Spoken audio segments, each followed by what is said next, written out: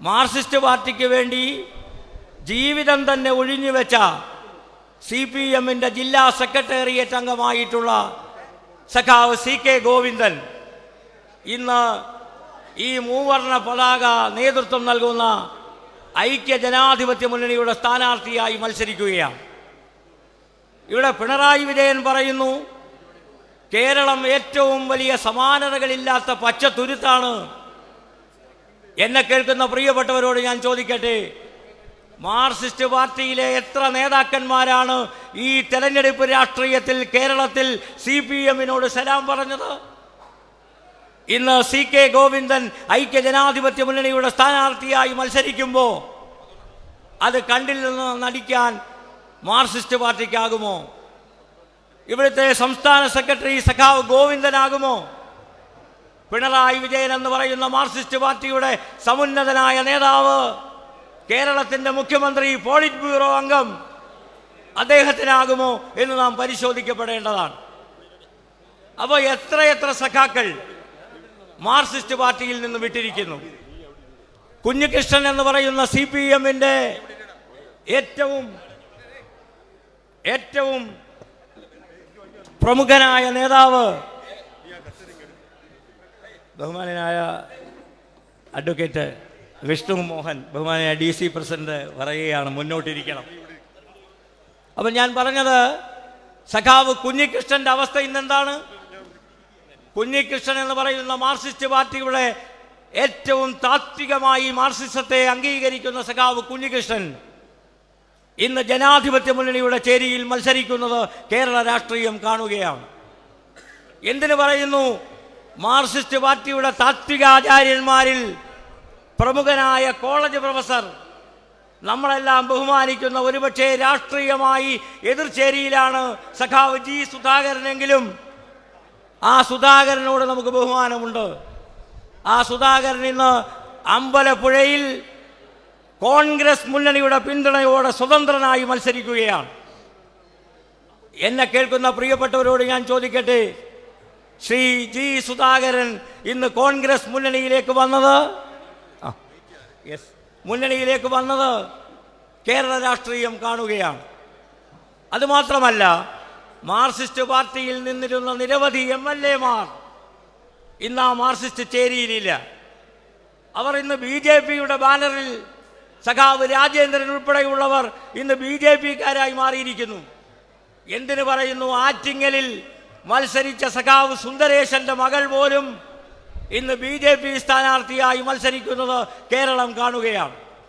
അപ്പോൾ എല്ലാ അർത്ഥത്തിലും മാർക്സിസ്റ്റ് പാർട്ടിയിൽ ഉരുൾപൊട്ടൽ സംഭവിച്ചിരിക്കുന്നു. ഞാൻ ദീർഘിപ്പിക്കുന്നില്ല. അപ്പോൾ ഇവിടെ യോഗം ആരംഭിക്കേണ്ടതുണ്ട്. നമ്മുടെ പ്രിയപ്പെട്ട സ്ഥാനാർത്ഥി എത്തിച്ചേർന്നു. നമ്മുടെ ആദരണീയനായ MP NK പ്രേമചന്ദ്രൻ അവർ എത്തിച്ചേർന്നു. ബഹുമാന്യനായ രമേശ് ചെന്നിത്തല ഇതാ വന്നുകൊണ്ടിരിക്കുകയാണ്. യോഗ നടപടികൾ ഔദ്യോഗികമായി ആരംഭിക്കാൻ UDF-ന്റെ പ്രിയങ്കരനായ ചെയർമാൻ നമ്മുടെ പ്രിയപ്പെട്ട അഡ്വക്കേറ്റ് ബേബിസൺ അവരുടെ എല്ലാ ആദരവോടുകൂടി വേദിയിലേക്ക് ക്ഷണിക്കുകയാണ്.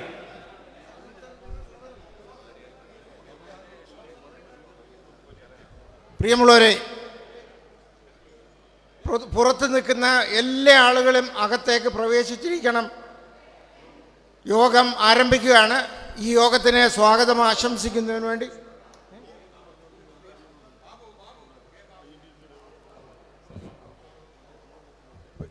അതിനു മുമ്പ് ഒരു മൗന പ്രാർത്ഥനയ്ക്ക് എല്ലാവരും ഒന്ന് എഴുന്നേറ്റ് നിൽക്കണമെന്ന് അഭ്യർത്ഥിക്കുന്നു.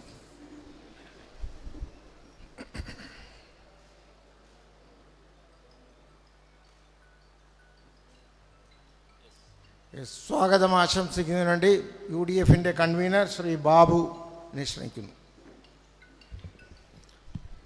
ബഹുമാനപ്പെട്ട ഈ സമ്മേളനത്തിൻ്റെ അധ്യക്ഷൻ അഡ്വക്കേറ്റ് ബേബിസൺ സാർ, വേദിയിലിരിക്കുന്ന നമ്മുടെ ബഹുമാന്യനായ MP NK പ്രേമചന്ദ്രൻ, അസീസ് ഏട്ടൻ, അതുപോലെ DCC പ്രസിഡന്റ് രാജേന്ദ്ര സാർ ഉൾപ്പെടെ ഈ വേദിയിലും സദസ്സിലുമുള്ള ബഹുമാന്യരായ ജനാധിപത്യ വിശ്വാസികളെ, ഞാൻ മറ്റു കാര്യങ്ങളിലേക്കൊന്നും കടക്കാൻ ആഗ്രഹിക്കുന്നില്ല.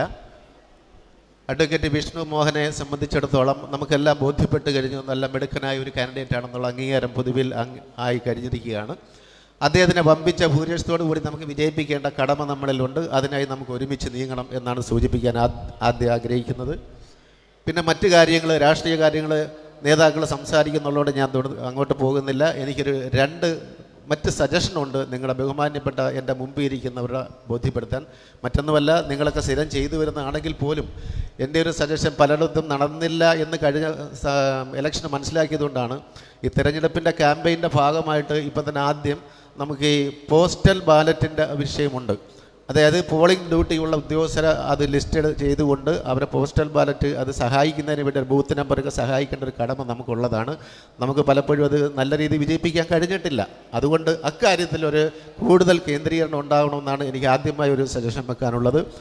മറ്റൊന്നെന്ന് വെച്ചാൽ നമ്മുടെ ഈ ബൂത്തിലല്ലാത്ത വോട്ടേഴ്സ് ഉണ്ടാവല്ലോ, സ്വാഭാവികമാണ് നിങ്ങളൊക്കെ ചെയ്തുകൊണ്ടിരിക്കുന്നവരാണ്, ഞാൻ ആ രീതി കാണുന്നില്ല. പക്ഷേ എങ്കിലും പലയിടവും നമുക്കത് ഇഫക്റ്റീവായിട്ട് നടപ്പിലാക്കാൻ കഴിഞ്ഞില്ല എന്ന് കഴിഞ്ഞ 2 ഇലക്ഷനിലൊക്കെ നമുക്ക് മനസ്സിലാക്കാൻ പറ്റിയതുകൊണ്ടാണ് ഞാൻ ആ സജഷൻ വീണ്ടും ഒന്ന് വെക്കുന്നത്. അതിൽ ഇത്തിരി കൂടുതൽ കേന്ദ്രീകരിക്കണം എന്നുള്ളൊരു സജഷനാണ് അതിനകത്ത് വെക്കാനുള്ളത്. അതുപോലെ മറ്റൊന്ന്, ഇലക്ഷൻ്റെ അന്ന് ഇപ്പം ഞങ്ങൾ പല ബൂത്തിലുമൊക്കെ അനുഭവിച്ചെന്ന ബോധ്യപ്പെട്ടൊരു കാര്യമാണ്, നമ്മൾ ആ ബൂത്തിലിരിക്കുന്ന നമ്മുടെ ബൂത്ത് ഏജൻറ്റിന് നമ്മൾ 4-5 ഷീറ്റ് 1 മുതൽ ആ വോട്ടേഴ്സ് ലിസ്റ്റിൽ എവിടം വരാണോ ആ നമ്പർ, ഇപ്പോൾ 1000 ആണെങ്കിൽ 1000 അല്ല 1200 ആ നമ്പർ നമ്മൾ അച്ചടിച്ച കോപ്പി ബൂത്ത് ഏജൻറ്റ് നമ്മൾ നൽകും. ഉച്ചയ്ക്ക് ശേഷം പല ഘട്ടമായിട്ട് അത് നടന്ന പോളിങ്ങിൻ്റെ നമ്മൾ വോട്ടേഴ്സ് ലിസ്റ്റിൽ അത് ടിക്ക് ചെയ്യുന്ന അതേ വേളയിൽ തന്നെ ഈ തരുന്ന ലിസ്റ്റിലും കൂടി ആ നമ്പർ ടിക്ക് ചെയ്ത് പോയാൽ ഉച്ചയ്ക്ക് ശേഷം നമുക്ക് വരാനുള്ള നമ്മുടെ വോട്ടേഴ്സിനെ സെലക്ട് ചെയ്ത് ഫീൽഡിൽ പോയി എടുക്കുന്നതിന് ഒരു 4 പേര് അതിനുവേണ്ടി ഒന്ന് മെനക്കെട്ടാൽ നമുക്ക് സുന്ദരമായിട്ട് അവരെല്ലാം കണ്ടുപിടിച്ചുകൊണ്ട് നോട്ട് ചെയ്യാൻ കഴിയും. അത്തരത്തിലൊരു ക്യാമ്പയിൻ നടക്കണം എന്നാണ് ആഗ്രഹം. അതിന് വേണ്ടിയിട്ട് മുമ്പ് ചെയ്തിരിക്കുന്നതുകൊണ്ട് തന്നെയാണ്, പക്ഷേ ചെയ്യാത്ത ബൂത്തുകൾ ഉള്ളത് കൊണ്ടാണ് ഞാനത് സൂചിപ്പിച്ചത്. അതാണ് എനിക്ക് വയ്ക്കാനുള്ള സജഷൻ. ഞാൻ കൂടുതൽ മറ്റൊന്നും സംസാരിക്കുന്നില്ല, ചുരുങ്ങിയ സമയമാണ്. ഈ യോഗത്തിന് അധ്യക്ഷം വഹിക്കുന്ന അഡ്വക്കേറ്റ് കെ ബേബിസൺ, അദ്ദേഹത്തിന് നിങ്ങളുടെ ഓരോരുത്തരുടെ പേരിലും UDF വേണ്ടി ഞാൻ സ്വാഗതം ചെയ്തുകൊള്ളുന്നു. അടുത്തതായിട്ട് നമ്മുടെ എല്ലാം ബഹുമാന്യനായ MP NK പ്രേമചന്ദ്രൻ, അദ്ദേഹത്തിന് തീരസമയത്തിൽ അടുത്ത മീറ്റിങ്ങിന് പോകേണ്ടതാണ്. നിങ്ങളുടെ ഓരോരുത്തരുടെ പേരിലും ഈ UDF യോഗത്തിൻ്റെ പേരിൽ ഞാൻ സ്വാഗതം ആശംസിച്ചുകൊള്ളുന്നു. അതിലെല്ലാം ഒറ്റ അഡ്വക്കേറ്റ് വിഷ്ണു മോഹനെ സ്വാഗതം ചെയ്യുന്നു. പിന്നെ DCC പ്രസിഡൻറ്റ് രാജേന്ദ്ര സാറിനെ സ്വാഗതം ചെയ്യുന്നു. അതുപോലെ അസീസ് ഏട്ടൻ ഉൾപ്പെടെ വേദിയിലിരിക്കുന്ന ബഹുമാന്യരായ എല്ലാ UDF നേതാക്കളെയും എൻ്റെ മുമ്പിലിരിക്കുന്ന UDF അനുഭാവികളെല്ലാം ഞാൻ ഒറ്റ വാക്കിൽ സ്വാഗതം ചെയ്തുകൊണ്ട് എൻ്റെ വാക്കുകൾ ചുരുക്കുന്നു. അടുത്തതായിട്ട് നമ്മുടെ പ്രിയങ്കരനായ MP കൊല്ലം MP ശ്രീ NK പ്രേമചന്ദ്രൻ അവരോട് ക്ഷണിക്കുന്നു. ഈ തെരഞ്ഞെടുപ്പ് കൺവെൻഷൻ്റെ പ്രിയങ്കരനായ അധ്യക്ഷൻ, ഐക്യജനാധിപത്യ മുന്നണിയുടെ നിയോജക മണ്ഡലം കമ്മിറ്റി ചെയർമാൻ അഡ്വക്കേറ്റ് ബേബിസൺ ഉൾപ്പെടെ ഈ കൺവെൻഷൻ വേദിയിൽ സന്നിഹിതരായിട്ടുള്ള ഐക്യജനാധിപത്യ മുന്നണിയുടെ സംസ്ഥാനത്തെയും ജില്ലയിലെയും മുതിർന്ന നേതാക്കളടക്കം വേദിയിലും സദസ്സിലുമുള്ള ബഹുമാന്യരെ, പ്രിയമുള്ള മുന്നണി പ്രവർത്തകരെ, സഹോദരങ്ങളെ, സുഹൃത്തുക്കളെ, സഖാക്കളെ, ഏപ്രിൽ മാസം 9 നടക്കുന്ന സംസ്ഥാന നിയമസഭാ തെരഞ്ഞെടുപ്പിൽ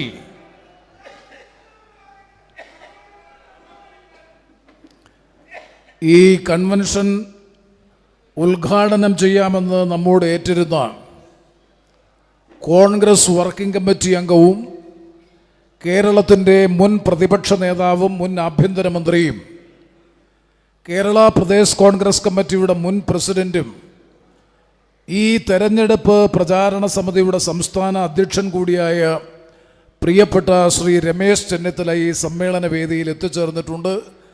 അദ്ദേഹത്തെ ഈ കൺവെൻഷൻ വേദിയിലേക്ക് ഹാർദമായി സ്വാഗതം ചെയ്യുന്നു, അഭിവാദ്യം അർപ്പിക്കുന്നു.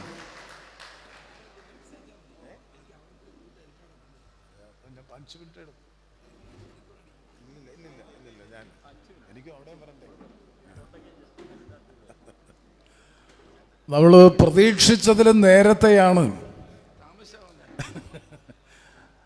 സാധാരണഗതിയിൽ 3 മണിക്ക് കൺവെൻഷൻ വെച്ചാലും നമുക്കെല്ലാം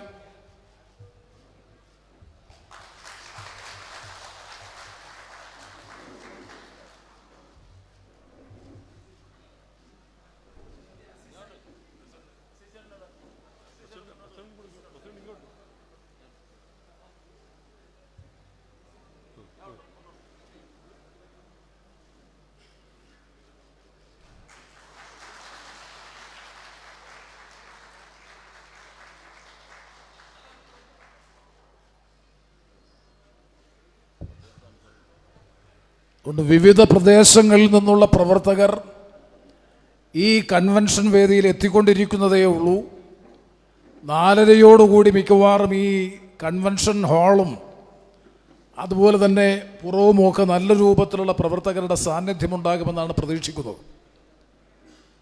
അദ്ദേഹം ഇവിടെ സൂചിപ്പിച്ചതുപോലെ ഇനി ചാത്തന്നൂർ നിയോജക മണ്ഡലം UDFൻ്റെ കൺവെൻഷനും അതിനുശേഷം കൊല്ലത്ത് കേന്ദ്ര ഇലക്ഷൻ കമ്മിറ്റി ഓഫീസിൻ്റെ ഉദ്ഘാടനത്തോടനുബന്ധിച്ച സമ്മേളനവും അതിനെ തുടർന്ന് ഹരിപ്പാട് നിയമസഭാ നിയോജക മണ്ഡലത്തിൽ അദ്ദേഹം മത്സരിക്കുന്ന മണ്ഡലത്തിലെ 2 പ്രധാന പരിപാടികളിലും പങ്കെടുക്കേണ്ടിയുള്ളത് കൊണ്ടാണ് തിരക്കെട്ട് ധൃതിയിൽ ഈ സമ്മേളന നടപടികൾ ഈ രൂപത്തിൽ ക്രമീകരിക്കുന്നത്. ഞാനും ഒരു ദീർഘമായ പ്രസംഗത്തിന് ഈ അവസരം മുതിരുന്നില്ല.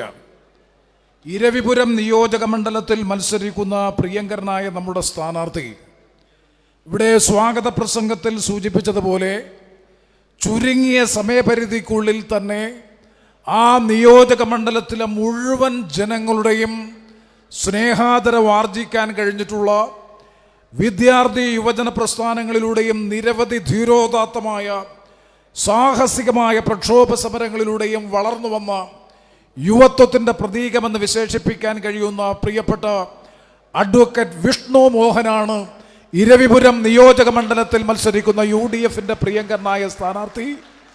അദ്ദേഹത്തെ മൺവെട്ടിയും മൺകോരികയും അടയാളത്തിൽ വോട്ടുകൾ രേഖപ്പെടുത്തി അത്യുജ്വലമായ ഭൂരിപക്ഷത്തോടുകൂടി ഈ തെരഞ്ഞെടുപ്പിൽ വിജയിപ്പിക്കണമെന്നുള്ള വിനയാന്വിതമായ അഭ്യർത്ഥനയാണ്, ജനങ്ങളോട് അഭ്യർത്ഥിക്കുകയാണ് മുന്നണി പ്രവർത്തകർ എന്ന നിലയിൽ. ആ പ്രവർത്തനങ്ങൾക്ക് നേതൃത്വം കൊടുക്കാൻ ഞാനും നിങ്ങളും ഒരു മനസ്സോടുകൂടി സന്നദ്ധമാകണമെന്ന് മാത്രമാണ് ഈ അവസരത്തിൽ സൂചിപ്പിക്കാനുള്ളത്.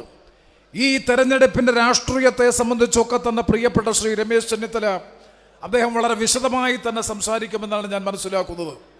നമുക്കറിയാം, ഈ തെരഞ്ഞെടുപ്പിൽ കഴിഞ്ഞ 10 വർഷക്കാലം കേരളത്തിൽ അധികാരത്തിലിരുന്ന CPMൻ്റെ നേതൃത്വത്തിലുള്ള ഇടതു ജനാധിപത്യ മുന്നണിയുടെ ദുർഭരണത്തിന് അറുതി വരുത്താൻ, അതുപോലെ തന്നെ 2026 നാം പ്രതീക്ഷിക്കുന്നത് പോലെ പ്രത്യാശിക്കുന്നത് പോലെ 100-ലധികം സീറ്റ് വാങ്ങി കേരളത്തിൽ അധികാരത്തിൽ വരുന്ന ഐക്യ ജനാധിപത്യ മുന്നണി ഗവൺമെന്റിന്റെ നയങ്ങളും പരിപാടികളും ജനങ്ങളുടെ മുമ്പാകെ അവതരിപ്പിച്ചുകൊണ്ട് ആധുനിക കേരള സൃഷ്ടിയെ സംബന്ധിച്ചുള്ള കൃത്യമായ കർമ്മപരിപാടി അവതരിപ്പിച്ചുകൊണ്ടും അതോടൊപ്പം വളരെ പ്രധാനപ്പെട്ട ഒരു രാഷ്ട്രീയം വർഗീയതയെ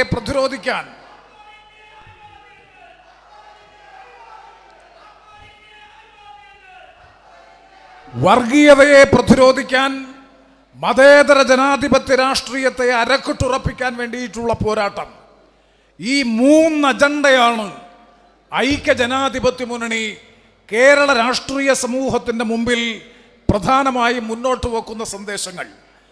ആ 10 വർഷക്കാലത്തെ ദുരന്താനുഭവം സ്വജീവിതത്തിലൂടെ അനുഭവിച്ചറിഞ്ഞിട്ടുള്ളവരാണ് ഞാനും നിങ്ങളും.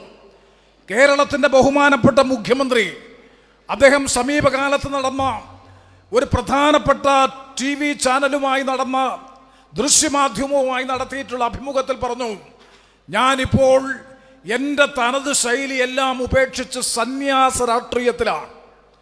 ആ സന്യാസ രാഷ്ട്രീയത്തിലാണ് എന്ന് പറഞ്ഞ കേരളത്തിൻ്റെ മുഖ്യമന്ത്രി കഴിഞ്ഞ 3 ദിവസമായി നടത്തിയിട്ടുള്ള 3 പരാമർശങ്ങൾ പരിശോധിച്ചാൽ PR മാനേജ്മെന്റ് കമ്പനികളുടെ സഹായമില്ലാതെ സ്വതസിദ്ധ ശൈലിയിൽ അദ്ദേഹം സംസാരിക്കുമ്പോൾ തനി നിറം പുറത്തു വന്നത് ഞാനും നിങ്ങളും കണ്ടു. 63 വർഷക്കാലം കമ്മ്യൂണിസ്റ്റ് പാർട്ടി ഓഫ് ഇന്ത്യ മാർക്സിസ്റ്റിന്റെ പാർട്ടി അംഗമായിരുന്ന, 2 പ്രാവശ്യം ഇടതു ജനാധിപത്യ മുന്നണി മന്ത്രിസഭയിലെ അംഗമായിരുന്ന, ആലപ്പുഴ നഗരസഭയുടെ ചെയർമാൻ, ജില്ലാ പഞ്ചായത്തിന്റെ പ്രസിഡന്റായിരുന്ന, രാഷ്ട്രീയ രംഗത്തെ സംശുദ്ധമായ രാഷ്ട്രീയത്തിന്റെ ഉദാത്ത മാതൃകയെന്ന് വിശേഷിപ്പിക്കുന്ന സഖാവ് G. സുധാകരനെ സംബന്ധിച്ച് അദ്ദേഹം നടത്തിയ പരാമർശം ഞാനും നിങ്ങളും കേട്ടു. 2, കഴിഞ്ഞ ദിവസം ഇന്നലെ കോന്നിയിൽ ഒരു തെരഞ്ഞെടുപ്പ് സമ്മേളനത്തിൽ സംസാരിച്ചു കൊണ്ടിരിക്കെ കറകളഞ്ഞ പാർട്ടി പ്രവർത്തകൻ സദസ്സിൽ നിന്ന് അടിസ്ഥാന സൗകര്യ വികസനത്തിന് വേണ്ടിയിട്ടുള്ള പ്രവർത്തനങ്ങളിൽ BJPയുടെ നേതൃത്വത്തിലുള്ള NDA ഗവൺമെന്റ് വിഘാതമായി നിൽക്കുന്നു എന്ന് പറഞ്ഞപ്പോൾ, അങ്ങനെ വിഘാതമായി നിന്നാൽ നിങ്ങൾ ഈ പറയുന്ന പദ്ധതികൾ എങ്ങനെ നമുക്ക് നടപ്പാക്കാൻ കഴിയും സഖാവേ എന്നൊരു ചോദ്യം ഉന്നയിക്കാൻ വേണ്ടി ആ പാർട്ടി പ്രവർത്തകൻ സഖാവ് സദസ്സിനിടയിൽ നിന്ന് ഒരു ചോദ്യം എന്ന് പറഞ്ഞപ്പോ ആ പാർട്ടി പ്രവർത്തകനോട് കേരളത്തിന്റെ മുഖ്യമന്ത്രി പറഞ്ഞത് എന്താണ്? വീട്ടിൽ പോയി ചോദിച്ചാൽ മതി. ഞാൻ ഒരു കാര്യം പറയാൻ ഈ അവസരം ആഗ്രഹിക്കുന്നു. വീട്ടിൽ പോയി പറയാൻ ഒരു വോട്ടറോട് പറഞ്ഞ കേരളത്തിന്റെ മുഖ്യമന്ത്രിയോട് ഈ കേരളത്തിലെ ജനങ്ങൾ ഏപ്രിൽ മാസം 9-ാം തീയതി കേരളത്തിലെ ജനങ്ങളോട് വോട്ട് ചോദിക്കുന്ന മുഖ്യമന്ത്രിയോട് പറയും, അങ്ങ് വോട്ട് ചോദിക്കുന്നത് ഞങ്ങളോട് വേണ്ട, ഞാൻ നേരത്തെ സൂചിപ്പിച്ച ആ രൂപത്തിലായിരിക്കണമെന്ന നിലയിൽ കേരളത്തിലെ വോട്ടർമാർ പറയും. ഇതാണ് വരാൻ പോകുന്ന വിധി. 3, ഇന്ന് അദ്ദേഹം നടത്തിയ പരാമർശം, ആ പരാമർശം നിങ്ങളോട് വിശദീകരിക്കാൻ പോലും കഴിയില്ല. ബഹുമാനപ്പെട്ട കേരളത്തിന്റെ പ്രതിപക്ഷ നേതാവ് ശ്രീ VD സതീശനെ കുറിച്ചും പ്രതിപക്ഷ നേതൃനിരയെ സംബന്ധിച്ചും വളരെ ആക്ഷേപകരമായിട്ടുള്ള പരാമർശം. ആ പരാമർശം എനിക്ക് പറയാതെ നിവർത്തിയില്ല. കാരണം ഇന്നലകളിൽ കേരളം സ്വീകരിച്ചിട്ടുള്ളത്, രാജ്യം സ്വീകരിച്ചിട്ടുള്ള പൊതു സമീപനം എന്ന് പറയുന്നത് പീഡനത്തിന് വിധേയരായിട്ടുള്ള നമ്മുടെ സഹോദരിമാർ, പീഡനത്തിന് വിധേയമാകുന്ന ലൈംഗികമായിട്ടുള്ള അതിക്രമങ്ങൾക്ക് വിധേയമാകുന്നവർ, മാനസികവും ശാരീരികവുമായ പീഡനത്തിന് വിധേയമാകുന്ന സ്ത്രീകൾ അല്ലെങ്കിൽ സഹോദരിമാരെ നമ്മൾ സാധാരണഗതിയിൽ അഭിസംബോധന ചെയ്യുന്നത് അതിജീവിത എന്ന പേരിലാണ്. കാരണം അവരുടെ പേര് വെളിപ്പെടുത്തില്ല, അവർ അസാൻമാർഗികമായ പ്രവർത്തനങ്ങളിൽ ഏർപ്പെട്ടു എന്ന് സാധാരണഗതിയിൽ പറയാറില്ല. പക്ഷേ ബഹുമാനപ്പെട്ട കേരളത്തിന്റെ മുഖ്യമന്ത്രി ഇന്ന് അവരെ കുറിച്ച് പറഞ്ഞ വാക്ക് എൻ്റെ രാഷ്ട്രീയ മര്യാദ കൊണ്ട് ഞാനത് ഈ സമ്മേളനത്തിൽ പറയാൻ ആഗ്രഹിക്കുന്നില്ല. വളരെ ബാലിശമായിട്ടുള്ള വില കുറഞ്ഞ നിലവാരമില്ലാത്ത പദം ഉപയോഗിച്ചുകൊണ്ടാണ് അതിജീവിതകളെ സംബന്ധിച്ച് ഇന്ന് അദ്ദേഹം അഭിസംബോധന ചെയ്തത്. ഞാൻ ഇത്രയും സൂചിപ്പിച്ചത് വിശദമായ ഒരു പ്രസംഗം നടത്താൻ വേണ്ടിയിട്ടല്ല. ഇത് കഴിഞ്ഞ 10 വർഷമായി കേരളം കാണുന്നു, കേരളം അനുഭവിക്കുന്നു. ഈ ധിക്കാരം, ഈ ധാർഷ്ട്യം, ഈ അഹങ്കാരം, ഈ ഏകാധിപത്യ പ്രവണത, സമ്പൂർണവും സമഗ്രവുമായ പാർട്ടി ആധിപത്യം, അതിലൂടെ ഈ സംസ്ഥാനത്തിന്റെ സർവ നന്മകളെയും തകർത്തെറിഞ്ഞുകൊണ്ട് അധികാരത്തിലിരിക്കുന്ന ഈ ഗവൺമെന്റിനെ അധികാരത്തിൽ നിന്ന് പുറത്താക്കാൻ, ഒപ്പം വിദ്യാഭ്യാസ രംഗത്തും പൊതുജനാരോഗ്യ രംഗത്തും സാമ്പത്തിക രംഗത്തും സാമൂഹ്യ രംഗത്തും അടിസ്ഥാന സൗകര്യ വികസന രംഗത്തും എല്ലാ തലങ്ങളിലും തകർത്തെറിഞ്ഞ കേരളത്തെ പുനരുജ്ജീവിപ്പിക്കാനുള്ള ഉജ്ജ്വലമായ കർമ്മപരിപാടിയുമായി മുന്നോട്ട് പോകുന്ന പദ്ധതി. അതോടൊപ്പം 3, ഞാൻ നേരത്തെ സൂചിപ്പിച്ചതുപോലെ വർഗീയതയെ ചെറുത്തു നിൽക്കാൻ ഭൂരിപക്ഷ വർഗീയതയും ന്യൂനപക്ഷ വർഗീയതയും ഒരു നാണയത്തിന്റെ 2 വശങ്ങളാണ് എന്ന തിരിച്ചറിവോടുകൂടി ഐക്യ ജനാധിപത്യ മുന്നണിയുടെ രാഷ്ട്രീയ നയം ഈ കേരളത്തിൽ സാമുദായിക സൗഹൃദത്തിന്റെയും മതമൈത്രിയുടെയും മണ്ണായി ഈ കേരളത്തെ സംരക്ഷിക്കുന്നതിന് വേണ്ടി മതനിരപേക്ഷ ജനാധിപത്യത്തിന്റെ വളക്കൂറുള്ള മണ്ണായി കേരളത്തെ നിലനിർത്തുന്നതിന് വേണ്ടിയിട്ടുള്ള പോരാട്ടം. ഈ 3 പ്രധാന സന്ദേശം വോട്ടർമാരുടെ ഇടയിൽ കേരള സമൂഹത്തിന് മുമ്പാകെ അവതരിപ്പിച്ചുകൊണ്ടാണ് ഐക്യ ജനാധിപത്യ മുന്നണി ഈ തെരഞ്ഞെടുപ്പിൽ മത്സരിക്കുന്നത്. അതിൻ്റെ പ്രതിനിധിയാണ് ഇരവിപുരം നിയോജക മണ്ഡലത്തിൽ മത്സരിക്കുന്ന പ്രിയപ്പെട്ട അഡ്വക്കേറ്റ് വിഷ്ണു മോഹൻ. ഞാൻ ഇനിയും പരിചയപ്പെടുത്തുന്നില്ല. നിങ്ങൾക്കറിയാം, കഴിഞ്ഞ 10 വർഷക്കാലം ഇരവിപുരം നിയോജക മണ്ഡലത്തിൻ്റെ സ്ഥിതി, ആ നിയോജക മണ്ഡലത്തിലെ ജനങ്ങൾ അനുഭവിക്കുന്ന ബുദ്ധിമുട്ട്, ചെറുപ്പക്കാർ അനുഭവിക്കുന്ന ബുദ്ധിമുട്ട്, തന്നിൽ നിക്ഷിപ്തമായിട്ടുള്ള ചുമതല, നിയമസഭാംഗമെന്ന നിലയിൽ ലഭിച്ചിട്ടുള്ള അധികാരം, സങ്കുചിതവും സ്ഥാപിതവും സ്വാർത്ഥപരവുമായ താല്പര്യം, പാർട്ടി താല്പര്യം, അനധികൃതമായി അനാവശ്യമായി പ്രതിപക്ഷ നിരയിൽ നിൽക്കുന്ന വിദ്യാർത്ഥി യുവജന പ്രവർത്തകരെ കള്ളക്കേസിൽ കുടുക്കി, അകാരണമായി കേസുകൾ ഉണ്ടാക്കി, നിരവധിയായിട്ടുള്ള അധാർമിക പ്രവർത്തനങ്ങൾക്ക് നേതൃത്വം കൊടുത്തുകൊണ്ട് ഇവിടെ നേരത്തെ KB ഷഹൽ സംസാരിച്ചപ്പോൾ സൂചിപ്പിച്ചതുപോലെ പ്രഖ്യാപനങ്ങൾക്കപ്പുറത്ത് പ്രവൃത്തി പദങ്ങളിൽ ഒരു ചുക്കും, ഒരു പുതിയ സംരംഭം, 10 പേർക്ക് തൊഴിൽ കൊടുക്കുന്ന ഒരു പുതിയ സംരംഭം, അടിസ്ഥാന സൗകര്യ വികസന മേഖലയിൽ പറയാൻ ഒരുപാടുണ്ട്. നിങ്ങൾക്ക് എല്ലാവർക്കും അറിയാം, കൊല്ലം തോട്ടിലൂടെ 2019 ബഹുമാനപ്പെട്ട MLA-യുടെയും മേഴ്സിക്കുട്ടിയമ്മയുടെയും അതുപോലെ മന്ത്രിമാരുടെയും മുകേഷിന്റെയും നേതൃത്വത്തിൽ ഒരു വള്ളം ഉദ്ഘാടനം ചെയ്തു, ജലപാത ഉദ്ഘാടനം ചെയ്തു. 2019 തെരഞ്ഞെടുപ്പിന് 1 മാസം മുമ്പ് പിന്നീട് ഒരു വള്ളവും ഒരു ജലയാനവും ആ ജലപാത വഴി കടന്നു പോയതായി എനിക്കും നിങ്ങൾക്കും ഓർമ്മയില്ല. അങ്ങനെ പറയാൻ ഒരുപാടുണ്ട്, സമയ ചുരുക്കമുള്ളതുകൊണ്ട് ഞാൻ അതിലേക്ക് കടക്കുന്നില്ല. അതുകൊണ്ട് വികസന മുരടിപ്പും വികസന മാന്ദ്യവും അതുപോലെ തന്നെ ഇരവിപുരം നിയോജകമണ്ഡലം ദീർഘകാലം ആ നിയോജക മണ്ഡലത്തെ പ്രതിനിധീകരിച്ചിരുന്നയാളാണ് മുതിർന്ന ഐക്യ ജനാധിപത്യ മുന്നണിയുടെ നേതാവ്, RSPയുടെ സമുന്നതനായിട്ടുള്ള നേതാവ് സഖാവ് A. അസീസ്. അദ്ദേഹം ഈ സമ്മേളന വേദിയിലുണ്ട്. ആ കാലഘട്ടം മാറി ഇന്നൊരു പ്രത്യേക രാഷ്ട്രീയ സംസ്കാരം ഇരവിപുരത്ത് വളർത്തിക്കൊണ്ടുവരാൻ നടത്തുന്ന പരിശ്രമങ്ങൾ അതിനെ തിരിച്ചറിഞ്ഞ് പ്രതിരോധിക്കാൻ ഐക്യ ജനാധിപത്യ മുന്നണിയുടെ പ്രതിനിധിയായി ഉജ്ജ്വലമായ മുന്നേറ്റത്തിലൂടെ നേതൃത്വം കൊടുത്തുകൊണ്ടുവരുന്ന, ഞാൻ നേരത്തെ സൂചിപ്പിച്ചതുപോലെ വിദ്യാർത്ഥി യുവജന സംഘടനാ പ്രവർത്തനത്തിലൂടെ, പ്രക്ഷോഭ രംഗത്തിലൂടെ ദീർഘമായ ചുരുങ്ങിയ സമയപരിധിക്കുള്ളിൽ ഉജ്ജ്വലമായ രാഷ്ട്രീയ മുന്നേറ്റത്തിന് നേതൃത്വം കൊടുക്കുന്ന പ്രിയപ്പെട്ട അഡ്വക്കേറ്റ് വിഷ്ണു മോഹനെ വൻപിച്ച ഭൂരിപക്ഷത്തോടെ മൺവട്ടിയും മൺകോരിയെയും അടയാളത്തിൽ വോട്ടുകൾ രേഖപ്പെടുത്തി വിജയിപ്പിക്കുന്നതിന് വേണ്ടിയിട്ടുള്ള പ്രവർത്തനങ്ങൾക്ക് നേതൃത്വം കൊടുക്കാൻ ഇവിടെ എത്തിച്ചേർന്നിട്ടുള്ള മുഴുവൻ മുന്നണി പ്രവർത്തകരെയും ഹാർദമായി അഭിവാദ്യം ചെയ്തുകൊണ്ട് അത്യുജ്വലമായ ഭൂരിപക്ഷത്തോടുകൂടി ഇരവിപുരം നിയോജക മണ്ഡലത്തിന്റെ രാഷ്ട്രീയ ചരിത്രത്തിൽ കാലികമായ മാറ്റത്തിന് വിധേയമാകാൻ തയ്യാറാകണം, അത് തയ്യാറാകും എന്ന് ആവർത്തിച്ച് ഈ സമ്മേളനത്തിൽ പ്രഖ്യാപിച്ചുകൊണ്ട് ഈ തെരഞ്ഞെടുപ്പ് കൺവെൻഷൻ ഉദ്ഘാടനം ചെയ്യുന്നതിന് വേണ്ടി ഇവിടെ എത്തിച്ചേർന്നിട്ടുള്ള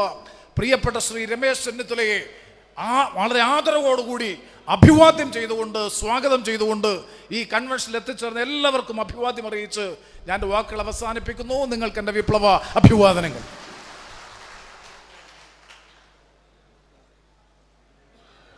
പ്രിയമുള്ള നേതാക്കളെ, നമ്മുടെ ഇരവിപുരം നിയോജകമണ്ഡലത്തിന് UDF സ്ഥാനാർത്ഥി ശ്രീ വിഷ്ണു മോഹനെ വിജയിപ്പിക്കണമെന്നാവശ്യപ്പെട്ടുകൊണ്ട് നടത്തുന്ന കൺവെൻഷൻ നമ്മുടെ പ്രിയങ്കരനായ കേരളത്തിൻ്റെ പ്രിയപുത്രൻ, മുൻ പ്രതിപക്ഷ നേതാവ്, കോൺഗ്രസ് വർക്കിംഗ് കമ്മിറ്റി അംഗം ശ്രീ രമേശ് ചെന്നിത്തല MLA അവർ നിർവഹിക്കുന്നതാണ്. അദ്ദേഹത്തെ ഈ യോഗം ഉദ്ഘാടനം ചെയ്യുന്നതിന് വേണ്ടി സാദരം ക്ഷണിച്ചുകൊള്ളുന്നു.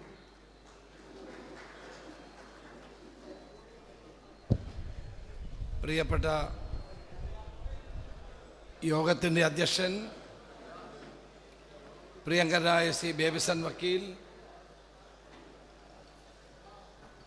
പ്രിയമുള്ള നമ്മുടെ പാർലമെൻറ്റ് അംഗം, നമ്മുടെ എല്ലാവരുടെയും പ്രിയങ്കരനായ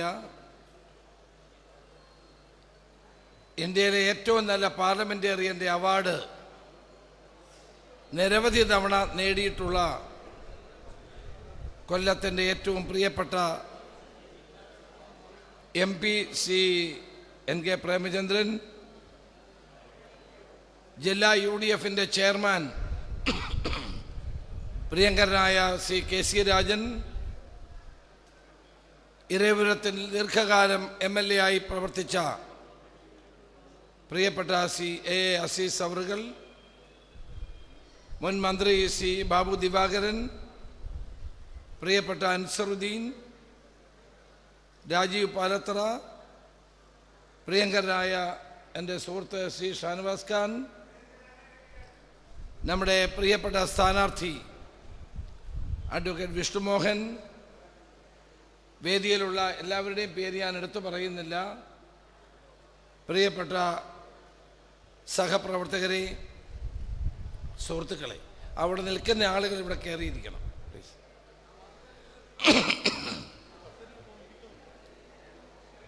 ഇന്ന് വളരെ സന്തോഷത്തോടു കൂടിയാണ്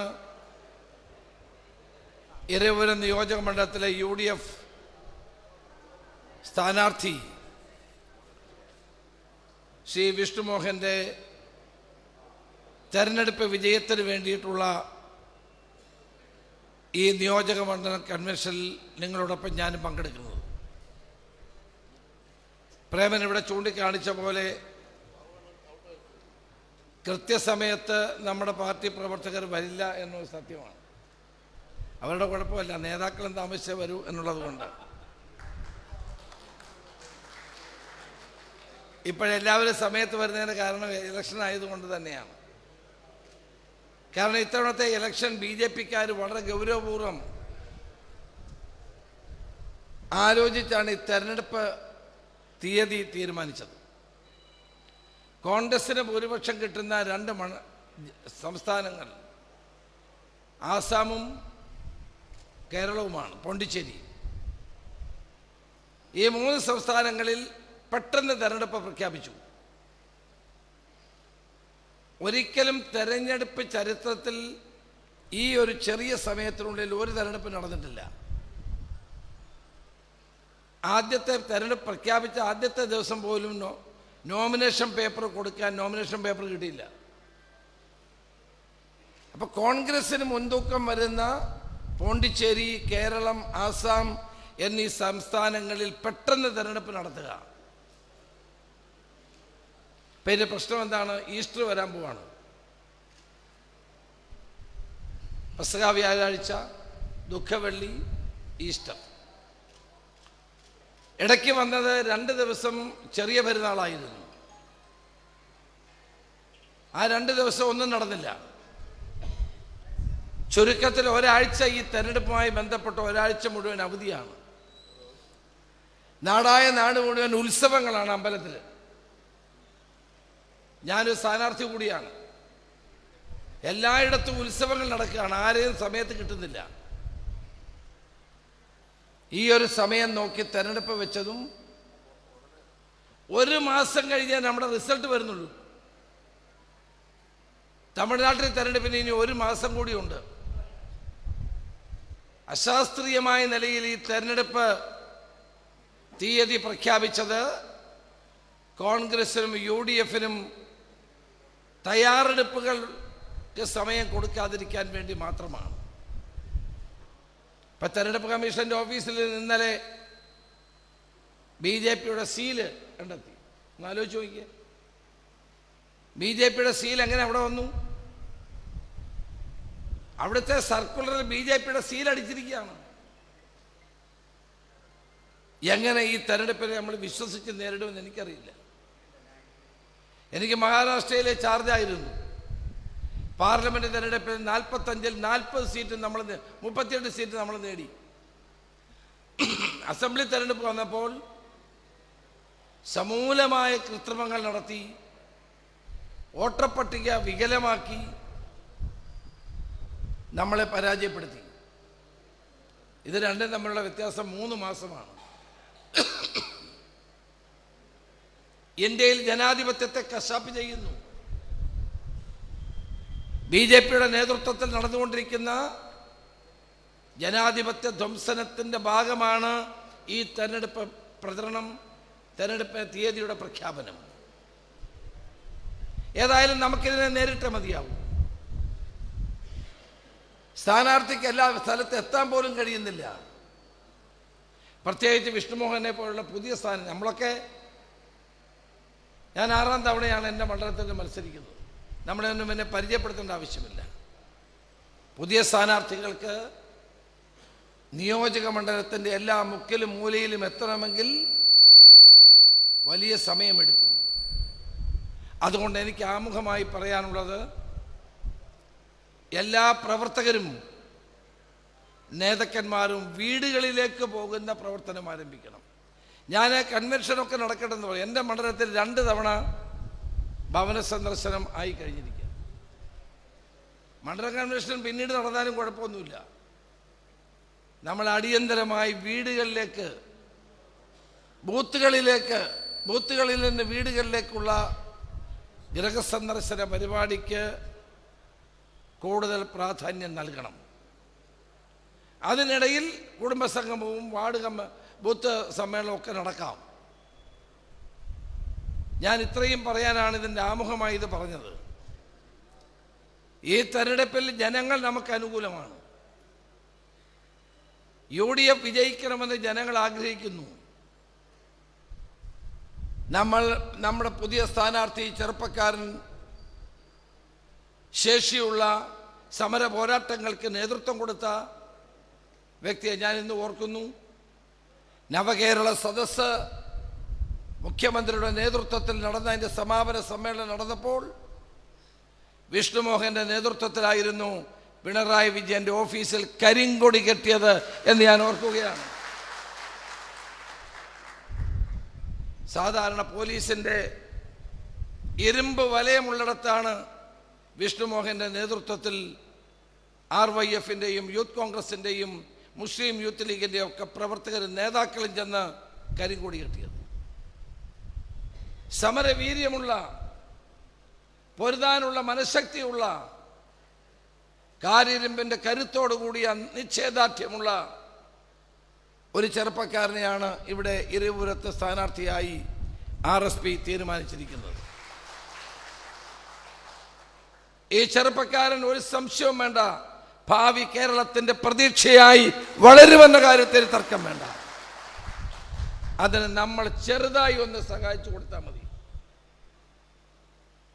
നമ്മുടെ UDF പ്രവർത്തകന്മാർക്ക്, പ്രത്യേകിച്ച് കോൺഗ്രസ് പ്രവർത്തകന്മാരോട് എൻ്റെ അഭ്യർത്ഥന, നിങ്ങൾ ചെറുതായി ഒന്ന് സഹായിച്ചു കൊടുത്താൽ ഇരവിപുരത്തിൻ്റെ MLA നമ്മുടെ പ്രിയങ്കരനായ വിഷ്ണുമോഹൻ ആയിരിക്കുമെന്ന കാര്യത്തിൽ എനിക്ക് സംശയമില്ല. ഓരോ സീറ്റും നമുക്ക് പ്രധാനമാണ്. UDF അധികാരത്തിൽ വരണമെങ്കിൽ ഓരോ സീറ്റും നമ്മൾ ജയിച്ചേ മതിയാകൂ. ഓരോ സീറ്റും നിർണായകമാണ്. ഇത്തവണ കൊല്ലം ജില്ലയെ ഞങ്ങൾ വലിയ പ്രതീക്ഷയോടെയാണ് നോക്കിക്കാണുന്നത്. കൊല്ലത്തെ ജനങ്ങൾ ഐക്യ ജനാധിപത്യ മുന്നണിക്ക് അനുകൂലമായി വിധി എഴുതാൻ കാത്തു നിൽക്കുന്ന ഒരു ജനതയാണ്. കഴിഞ്ഞ തവണത്തെ റിസൾട്ട് ഞാനൊന്ന് പരിശോധിച്ചു. കഴിഞ്ഞ തവണ ചെറിയ വോട്ടുകൾക്കാണ് നമ്മൾ 4 മണ്ഡലങ്ങൾ തോറ്റത്. ചവറയിൽ 1500 അല്ലേ, 1500 വോട്ടിനാണ് ഷിബു ബേബി ജോൺ പരാജയപ്പെടേണ്ടി വന്നത്. കുന്നത്തൂരിൽ 2000 വോട്ടിനാണ് നമ്മൾ പരാജയപ്പെട്ടത്. കൊല്ലം അസംബ്ലി നിയോജക മണ്ഡലത്തിലും 2000 വോട്ടിനാണ് നമ്മൾ പരാജയപ്പെട്ടത്. അങ്ങനെ ആയിരുന്നെങ്കിൽ അതല്ലായിരുന്നെങ്കിൽ നമുക്ക് 5 നിയോജക മണ്ഡലങ്ങൾ പിടിച്ചെടുക്കാമായിരുന്നു. കപ്പിനും ചുണ്ടിനും ഇടയിലാണ് 5 മണ്ഡലങ്ങൾ നമുക്ക് നഷ്ടപ്പെട്ടത്. അതിൻ്റെ അർത്ഥം നമ്മളെല്ലാവരും കൂടി ഒന്ന് ആഞ്ഞു പിടിച്ചാൽ ഇവിടുത്തെ പാർലമെന്റിലേക്കുള്ള പ്രേമചന്ദ്രന്റെ ഭൂരിപക്ഷം ഞാൻ ചോദിച്ചു 23,000, ഇവിടുത്തെ 24,000 വോട്ടിന്റെ ഭൂരിപക്ഷം ഇരവിപുരം നിയോജക മണ്ഡലത്തിൽ നേടാൻ കഴിഞ്ഞു. അപ്പോൾ നമ്മൾക്ക് വോട്ട് ചെയ്യാൻ ജനങ്ങൾ തയ്യാറാണ്. നമ്മൾ ജനങ്ങളിലേക്ക് എത്തിച്ചേർന്നാൽ മാത്രം മതി. ഓടി നടക്കാൻ കഴിവുള്ള, ചുറുചുറുക്കുള്ള, സമര പാരമ്പര്യമുള്ള വിഷ്ണുമോഹൻ നിങ്ങളുടെ മുന്നിലും നിങ്ങളുടെ പിന്നിലും ഉണ്ടാകും. നമ്മുടെ എല്ലാ കാര്യങ്ങളിലും അദ്ദേഹം മുന്നിൽ നിന്ന് പ്രവർത്തിക്കും എന്ന ആത്മവിശ്വാസത്തോടെ നമുക്ക് മുന്നോട്ട് പോകേണ്ട സമയമാണ്. ഇത്തവണ അത്ഭുതമൊന്നും സംഭവിച്ചില്ലെങ്കിൽ ഈ കൊല്ലം ജില്ലയിൽ നിന്ന് 9 സീറ്റുകൾ നേടാനുള്ള പ്ലാനാണ് നമുക്കുള്ളത്. അത് ചിലപ്പോൾ അത് കൂടി വരാം. മൊത്തം എത്ര സീറ്റ്? 11 സീറ്റാണ് മൊത്തം. അതിൽ 9-ലേറെ സീറ്റുകൾ നമുക്ക് ജയിക്കാൻ കഴിയും. എൻ്റെ അഭ്യർത്ഥന, അതിനകത്ത് ഇരവിപുരം ഉണ്ടായിരിക്കണം എന്നാണ് എൻ്റെ പ്രിയപ്പെട്ട സഹപ്രവർത്തകരോട് പറയാൻ. ഇരവിപുരം ഒരു ബാലികേറാമലയൊന്നുമല്ല. പണ്ട് UDF ജയിച്ചിട്ടുള്ള മണ്ഡലമാണ്. ജനാധിപത്യ വിശ്വാസികളുടെ കരുത്തുള്ള മണ്ണാണ് ഈ ഇരവിപുരം. പല കാരണങ്ങൾ കൊണ്ട് നമുക്ക് നഷ്ടപ്പെട്ടതാണ്. അത് തിരിച്ചു പിടിക്കണം. നിയമസഭയിൽ ബഹളമുണ്ടാക്കാൻ വേണ്ടി മാത്രം ഇരവിപുരത്തുനിന്ന് ഒരു MLA അങ്ങോട്ട് വിടേണ്ട കാര്യമുണ്ടോ എന്ന് നിങ്ങൾ തന്നെ ആലോചിക്കണം. ഏറ്റവും വലിയ ശബ്ദം ഉണ്ടാക്കുന്ന ആളിനെ, ഏറ്റവും വലിയ പുറകിൽ നിന്ന് ഏറ്റവും കൂടുതൽ ശബ്ദം ഉണ്ടാക്കുന്നത് ആരാണെന്ന് പ്രത്യേകം ഞങ്ങൾക്ക് അന്വേഷിക്കേണ്ട കാര്യമില്ല. അത് ഇരവിപുരം MLA ആണ് എന്ന് അവിടെ ഇരിക്കുന്ന എല്ലാ MLA-മാർക്കും അറിയാം. അങ്ങനെ ഒരാളിനെ ഇനി അങ്ങോട്ട് അയക്കേണ്ട കാര്യമില്ല.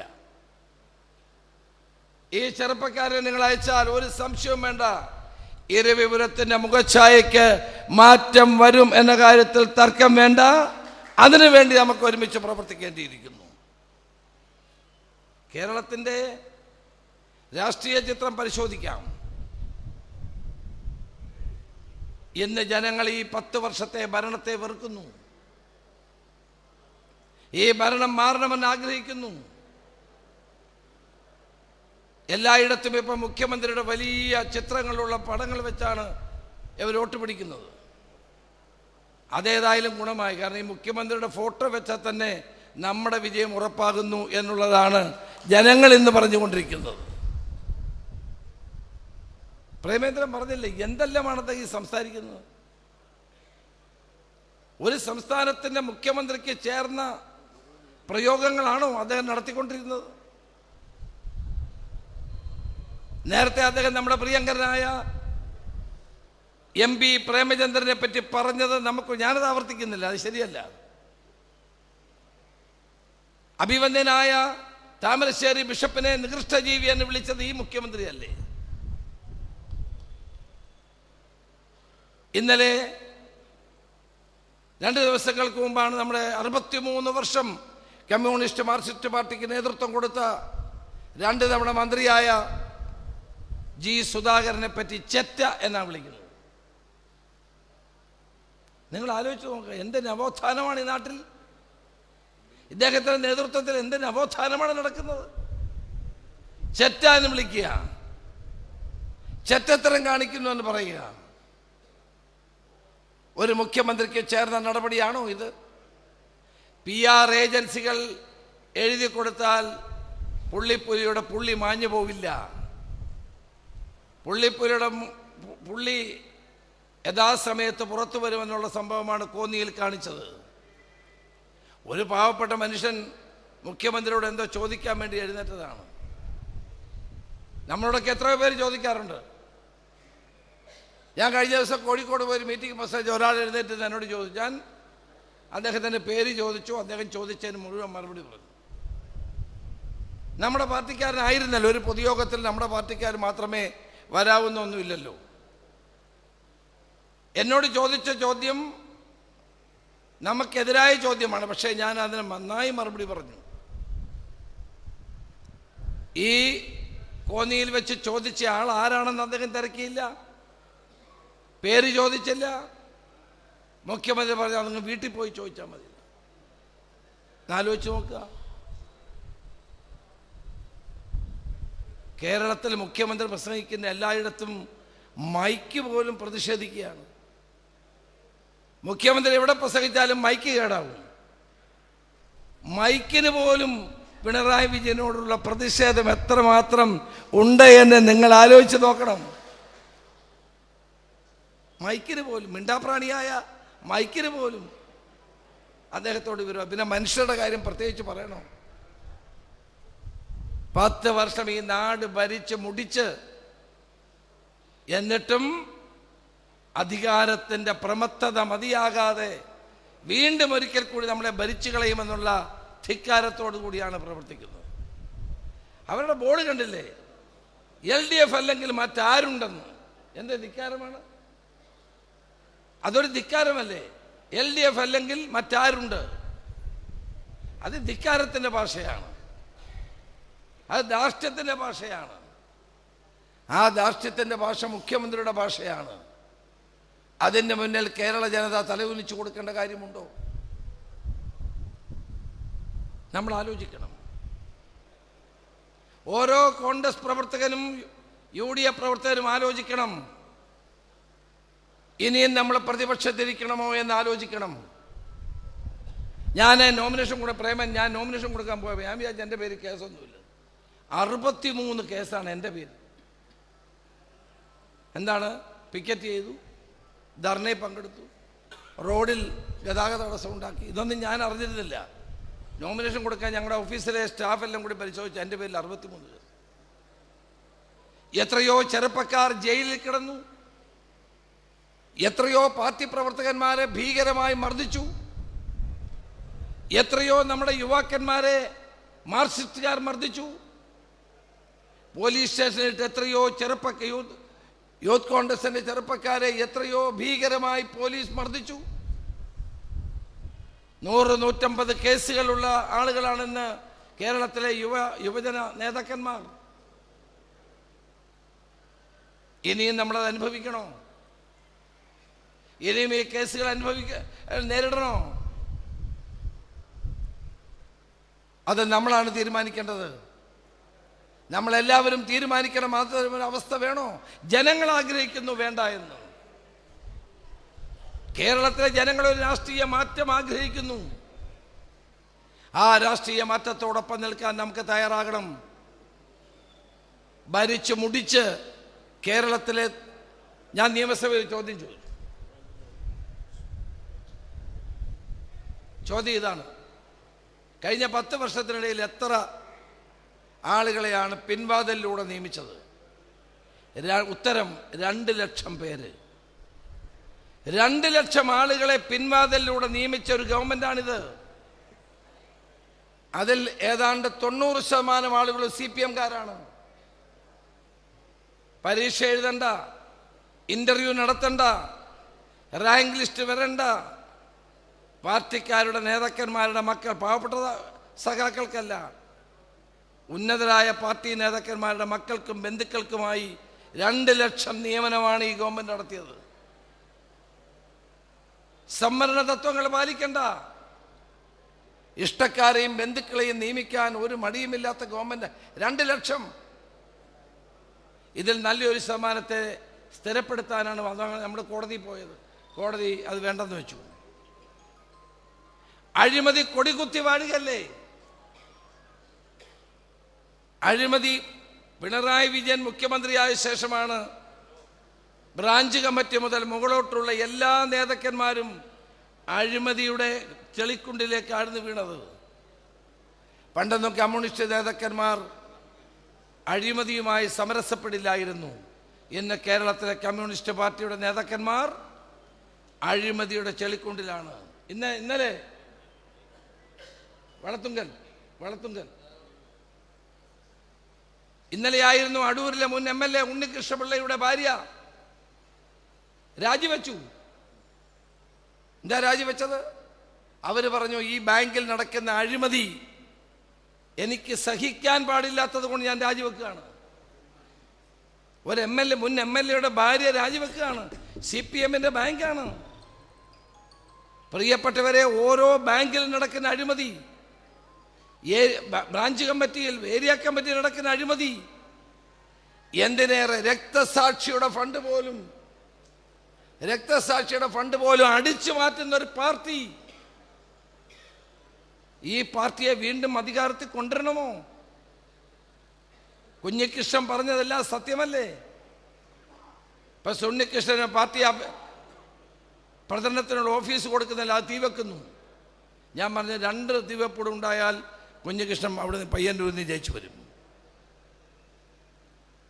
സ്വന്തം ഭാര്യയ്ക്ക് ടിക്കറ്റ് കൊടുക്കാൻ വേണ്ടി കരഞ്ഞു കൂവി കാല് പിടിക്കുന്ന ഒരു പാർട്ടി സെക്രട്ടറി കേരളത്തിന്റെ ചരിത്രത്തിൽ ഉണ്ടായിട്ടുണ്ടോ? നിങ്ങൾ ആലോചിക്കണം. EMS-നെ പോലുള്ള മഹാന്മാരിരുന്ന കസേരയിൽ ഒരു പാർട്ടി സെക്രട്ടറി ഇരിക്കുന്നു. തൻ്റെ ഭാര്യയ്ക്ക് സീറ്റ് കൊടുക്കാൻ വേണ്ടി തീരുമാനമെടുക്കുന്ന ഒരു പാർട്ടി സെക്രട്ടറി. ഈ പാർട്ടി എവിടേക്ക് പോകുന്നു? 63 വർഷത്തെ പാരമ്പര്യമുള്ള G. സുധാകരൻ പാർട്ടിയിൽ നിന്ന് രാജിവെക്കുന്നു. KTDC ചെയർമാനും മുൻ MLA-യുമായ PK ശശി രാജിവെക്കുന്നു. അച്യുതാനന്ദന്റെ സന്തത സഹചാരിയായിരുന്ന സുരേഷ് പാർട്ടിയിൽ നിന്ന് രാജിവെക്കുന്നു. പാർട്ടിയുടെ ജില്ലാ കമ്മിറ്റി അംഗമായിരുന്ന, സെക്രട്ടേറിയറ്റ് അംഗമായ കുഞ്ഞികൃഷ്ണൻ രാജിവെച്ച് പുസ്തകം എഴുതി പരസ്യമായി പയ്യന്നൂരിൽ മത്സരിക്കുന്നു. പാർട്ടി സെക്രട്ടേറിയറ്റ് അംഗമായ, ജില്ലാ സെക്രട്ടേറിയറ്റ് അംഗമായ കുഞ്ഞികൃഷ്ണൻ MV ഗോവിന്ദന്റെ ഭാര്യയ്ക്ക് സീറ്റ് കൊടുത്തതിൽ പ്രതിഷേധിച്ച് പാർട്ടിയിൽ നിന്ന് രാജിവെച്ച് സ്വതന്ത്രനായി മത്സരിക്കുന്നു. പ്രിയപ്പെട്ടവരെ, ഇനിയും ആളില്ലാത്തത് കൊണ്ടല്ല, നമുക്ക് കൊടുക്കാൻ സീറ്റില്ലാത്തത് കൊണ്ടാണ് നമ്മൾ പിന്നെ കൊടുക്കാതിരുന്നത് എന്നുള്ളതാണ് സത്യം. മാർക്സിസ്റ്റ് പാർട്ടിയിൽ നടക്കുന്ന അപജയം, പാർട്ടി അണികൾ പാർട്ടിയെ വിട്ടുപോകുന്നു. ഈ തെരഞ്ഞെടുപ്പിൽ നമുക്ക് അനുകൂലമായി വോട്ട് ചെയ്യാൻ പോകുന്നത് സാധാരണ കമ്മ്യൂണിസ്റ്റ് പാർട്ടി പ്രവർത്തകരായിരിക്കും എന്ന കാര്യത്തിൽ സംശയം വേണ്ട. കാരണം അവർ മടുത്തിരിക്കുന്നു. തുടർഭരണം കേരളത്തെ ഒരു ബംഗാളിലെ കമ്മ്യൂണിസ്റ്റ് പാർട്ടിയായി അവരെ മാറ്റുകയാണ്. ഇപ്പം മുഖ്യമന്ത്രി കാണിക്കുന്ന ഭാവം കണ്ടാൽ വിചാരിക്കും ഇപ്പം അധികാരത്തിൽ വരികയാണ്. ഞാൻ നിയമസഭയിൽ വെച്ച് മുഖ്യമന്ത്രിയോട് പറഞ്ഞു, നിങ്ങൾ ഒരു പരാജിതനാണ്. പരാജിതനായ മുഖ്യമന്ത്രി നിങ്ങൾ കാണിക്കുന്നത് കപട ആത്മവിശ്വാസമാണ്. ഒരു പരാജിതൻ്റെ കപട ആത്മവിശ്വാസം അണികളെ പിടിച്ചു നിർത്താൻ വേണ്ടി നിങ്ങൾ പ്രകടിപ്പിക്കുക. നിങ്ങൾക്കറിയാം നിങ്ങൾ ജയിക്കില്ല എന്ന്, നിങ്ങൾക്കറിയാം ഭരണം മാറാൻ പോകുന്നുവെന്ന്. അതുകൊണ്ടല്ലേ തെരഞ്ഞെടുപ്പ് പ്രഖ്യാപിക്കുന്നതിൻ്റെ അവസാന നിമിഷം വരെ ക്യാബിനറ്റ് കൂടി എത്ര തീരുമാനങ്ങളാണ് നിങ്ങളെടുത്തത്? അതൊന്നും എഴുതാൻ ഇവിടെ പത്രങ്ങളില്ല, മാധ്യമങ്ങളില്ല. കാരണം കിഫ്ബിയിൽ നിന്ന് 150 കോടി രൂപയുടെ പരസ്യം. ഞാൻ പത്രങ്ങൾക്ക് പരസ്യം കൊടുക്കുന്നതിനെതിരല്ല, പക്ഷേ എല്ലാത്തിനും വേണം ഒരു ന്യായവും നീതിയും. തെരഞ്ഞെടുപ്പ് പ്രഖ്യാപിക്കാൻ ആഴ്ചകൾ നിൽക്കുമ്പോൾ കോടിക്കണക്കിന് രൂപ പരസ്യത്തിന് വേണ്ടി ചെലവഴിച്ച് തകർന്നു പോയ വികൃതമായ മുഖ്യമന്ത്രിയുടെ മുഖം നന്നാക്കാൻ ശ്രമിക്കുന്നതിനെ കേരളത്തിലെ ജനങ്ങൾ തിരിച്ചറിയും. ജനങ്ങൾ അത്ര മണ്ടന്മാരൊന്നുമല്ല. ഈ പരസ്യത്തിൻ്റെ മായാ ലഹരിയിൽ അവരാരും വീണുപോകില്ല, ഒരു സംശയവും വേണ്ട. ഞാൻ വാക്ക് നിർത്തുകയാണ്. ഇനിയും എനിക്ക് ചാത്തന്നൂർ പോകണം. അത് കഴിഞ്ഞ് എൻ്റെ മണ്ഡലത്തിൽ 2 കൺവെൻഷൻ പോകണം. നാളെ പ്രേമേന്ദ്രൻ എൻ്റെ ഓഫീസ് ഉദ്ഘാടനം ചെയ്യുകയാണ് അല്ലേ? നാളെ വരുന്നുണ്ട് ഓഫീസ് ഉദ്ഘാടനം. ഞാനവിടെ ഇല്ല. പക്ഷേ നാളെ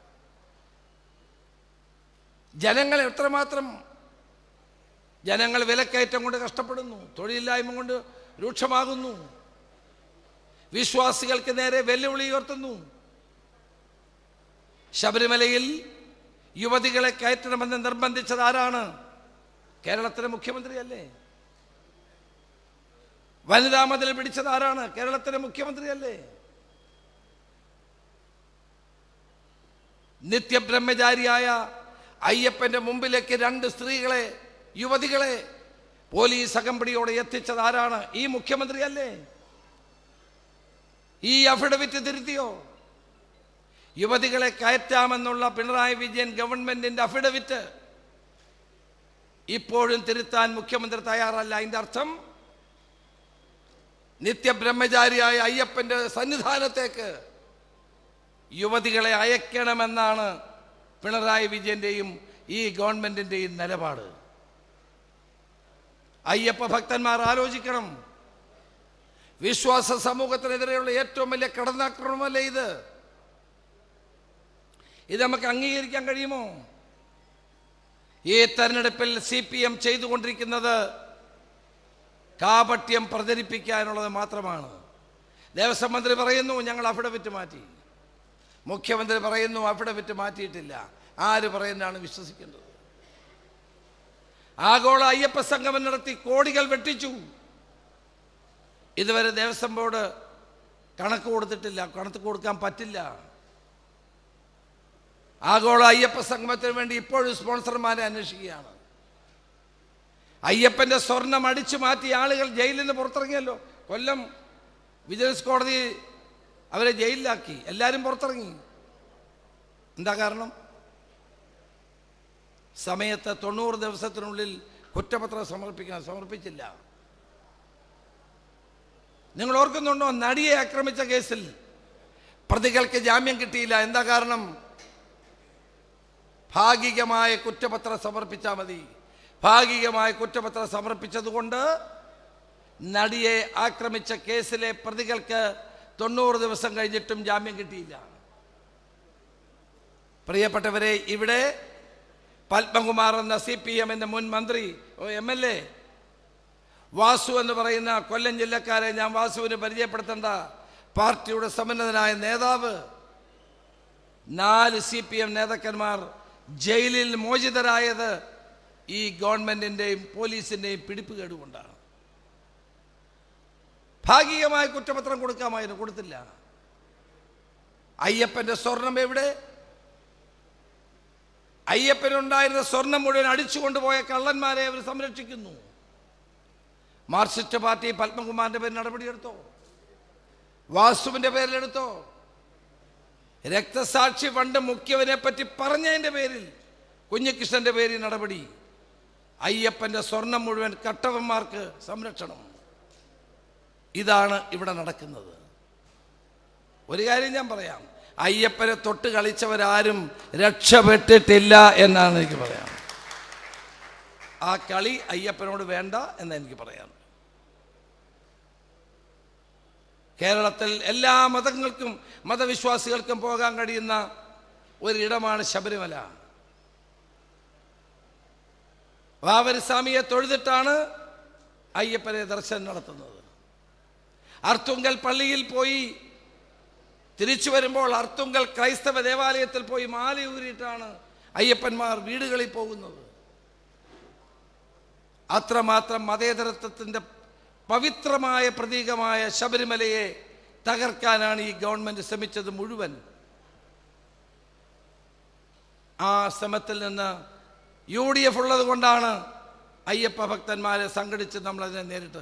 BJP ഒരിടത്ത് പോലും ഈ സന്ദർഭങ്ങളിൽ ഈ കൊള്ള മുഴുവൻ നടന്നിട്ട് ഒരിടത്ത് പോലും BJP ഇല്ലായിരുന്നു. ഒരു കാര്യം കൂടി പറഞ്ഞ് ഞാൻ അവസാനിപ്പിക്കാം. ഈ BJPക്ക് ചെയ്യുന്ന ഓരോ വോട്ടും CPM-നെ സഹായിക്കുന്നതായിരിക്കും. അവരേതായാലും ഒരു സീറ്റും ജയിക്കാൻ പോകുന്നില്ല. നമ്മളെ പരാജയപ്പെടുത്താനാണ് BJP എല്ലായിടത്തും ഇപ്പം ശ്രമിക്കുന്നത്. BDJസിൻ്റെ സീറ്റുകൾ, 2020 സീറ്റുകൾ, ഇതെല്ലാം CPM-ആയിട്ടുള്ള അഡ്ജസ്റ്റ്മെൻ്റാണ്. പക്ഷെ എന്ത് അഡ്ജസ്റ്റ്മെൻ്റ് ഉണ്ടായാലും ഇത്തവണ ജനങ്ങൾ വോട്ട് ചെയ്യില്ല. നമ്മുടെ പ്രിയങ്കരനായ നേതാവ് ശ്രീ രാഹുൽ ഗാന്ധി 5 ഗ്യാരണ്ടികൾ പ്രഖ്യാപിച്ചു. ഒന്നാമത്തെ ഗ്യാരണ്ടി, കേരളത്തിലെ മുഴുവൻ സ്ത്രീകൾക്കും KSRTC ബസ്സിൽ സൗജന്യമായ യാത്ര ഉണ്ടാകുമെന്ന്. രണ്ടാമത്തെ ഗ്യാരണ്ടി, സാമൂഹ്യക്ഷേമ പെൻഷൻ 3000 രൂപയായി നമ്മൾ വർദ്ധിപ്പിക്കും എന്നുള്ളത്. മൂന്നാമത്തെ ഗ്യാരണ്ടി, സ്കൂളിൽ ഒന്നിനോട് ചേർന്ന് തന്നെ 3000 നമ്മുടെ സ്കൂളിൽ കോളേജിൽ പഠിക്കുന്ന പെൺകുട്ടികൾക്ക് 1000 രൂപ പോക്കറ്റ് മണി നൽകാൻ തീരുമാനം. കാരുണ്യ പദ്ധതി നടപ്പാക്കിയ ഉമ്മൻചാണ്ടിയുടെ പേരിൽ ഒരു കുടുംബത്തിന് 25 ലക്ഷം രൂപയുടെ ഇൻഷുറൻസ് കവറേജ്. കേരളം ഇപ്പോൾ വയോജനങ്ങൾ കൂടുതലുള്ള സംസ്ഥാനമായതുകൊണ്ട് വയോജനങ്ങൾക്ക് വേണ്ടി പുതിയ ഒരു വകുപ്പ്, ഒരു മന്ത്രാലയം ഉണ്ടാക്കാനുള്ള തീരുമാനം അതും നമ്മളെടുത്തു. ഈ 5 ഗ്യാരണ്ടികൾ നിങ്ങൾ വീടുകളിൽ എത്തിക്കണം. അതോടൊപ്പം തന്നെ ചെറുപ്പക്കാർക്ക് തൊഴിൽ ആരംഭിക്കാൻ പലിശരഹിതമായ 5 ലക്ഷം രൂപയുടെ വായ്പ. ഇത് KPCC അച്ചടിച്ച് DCCയിൽ എത്തിച്ചിട്ടുണ്ട്. കാർഡുകളാണ്. എല്ലാ വീടുകളിലും കൊണ്ടുപോയി ഗ്യാരണ്ടി കാർഡുകൾ അവർക്ക് കൊടുക്കണം. എന്നിട്ട് അവരുടെ പേരെഴുതി ആ സ്ലിപ്പ് വാങ്ങണം. DCCയിൽ നിന്ന് ഷാനവാസ് ഖാൻ അത് എത്തിച്ച് ഇവിടെ എത്തിക്കണം. എത്തിച്ച് ഇരുപുരത്തെ എല്ലാ വീടുകളിലും നമുക്ക് ഇതെത്തിക്കണം. ഈ ഗ്യാരണ്ടി നമ്മൾ നടപ്പാക്കും. ഇപ്പം ചിലർ ചോദിച്ചു, KSRTCയിൽ ഇപ്പം മുടിഞ്ഞു കിടക്കുക, പിന്നെ എങ്ങനെയാണ്? അതിനുള്ള മാർഗം കണ്ടിട്ടാണ് നമ്മൾ ചെയ്യുന്നത്. ഇതിനുണ്ടാകുന്ന സാമ്പത്തിക ബാധ്യത എത്രയുണ്ടെന്ന് കണക്കാക്കി ആ സാമ്പത്തിക ബാധ്യത പരിഹരിക്കാനുള്ള സാമ്പത്തിക ക്രമീകരണങ്ങളും വിഭവ സമാഹരണവും നടത്താനുള്ള പദ്ധതിയുമായിട്ടാണ് നമ്മൾ ഈ 5 ഗ്യാരണ്ടികൾ പ്രഖ്യാപിച്ചിരിക്കുന്നത്. ഈ 5 ഗ്യാരണ്ടി ഞാൻ നിങ്ങൾക്ക് ഉറപ്പ് നൽകുന്നു, ആദ്യത്തെ UDF ക്യാബിനറ്റിൽ ഈ 5 ഗ്യാരണ്ടികൾ നടപ്പാക്കാനുള്ള നടപടി നമ്മൾ സ്വീകരിക്കും. അത് ജനങ്ങൾക്ക് വേണ്ടിയുള്ളതാണ്. തെലങ്കാനയിൽ ചെയ്ത പോലെ, കർണാടകത്തിൽ ചെയ്ത പോലെ ആദ്യത്തെ ക്യാബിനറ്റിൽ തന്നെ ഈ നടപടികൾ നടപ്പാക്കാനുള്ള സൃഷ്ടിപരമായ നടപടികൾ നമ്മൾ സ്വീകരിക്കുന്നതാണ്. അതുകൊണ്ട് വീണ്ടും ഒരിക്കൽ കൂടി ഞാൻ കോൺഗ്രസ് പ്രവർത്തകരോട് ഒരു അഭ്യർത്ഥന. വിഷ്ണുമോഹൻ ഐക്യജനാധിപത്യ മുന്നണി സ്ഥാനാർത്ഥിയാണ്, RSPയുടെ സ്ഥാനാർത്ഥിയാണ്. പക്ഷേ ഞാൻ വിഷ്ണുമോഹനെ കാണുന്നത് ഇന്ത്യൻ നാഷണൽ കോൺഗ്രസിൻ്റെ സ്ഥാനാർത്ഥിയായിട്ടാണ് ഞാൻ കാണുന്നത്.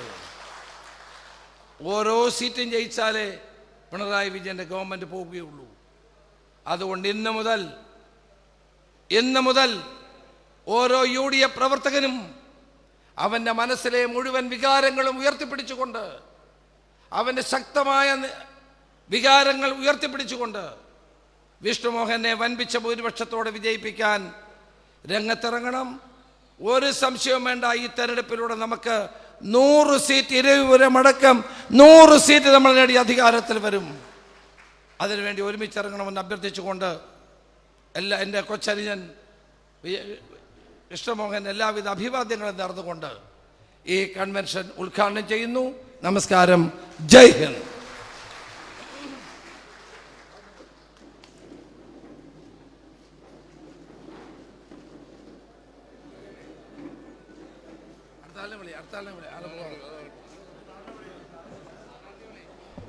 അടുത്തതായിട്ട് സ്ഥാനാർത്ഥി നിങ്ങളോട് സംസാരിക്കുന്നതായി.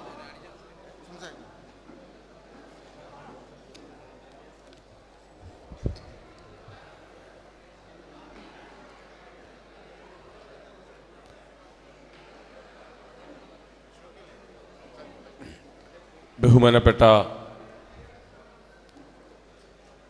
യോഗത്തിൻ്റെ അധ്യക്ഷൻ,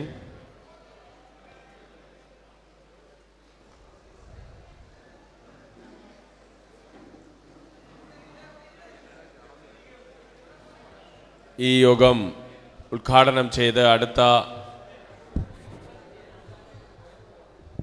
തെരഞ്ഞെടുപ്പ് വേദിയിലേക്ക് പോയിക്കൊണ്ടിരിക്കുന്ന ഇന്ത്യൻ നാഷണൽ കോൺഗ്രസിൻ്റെ ആദരണീയനായ നേതാവ് ശ്രീ രമേശ് ചെന്നിത്തല,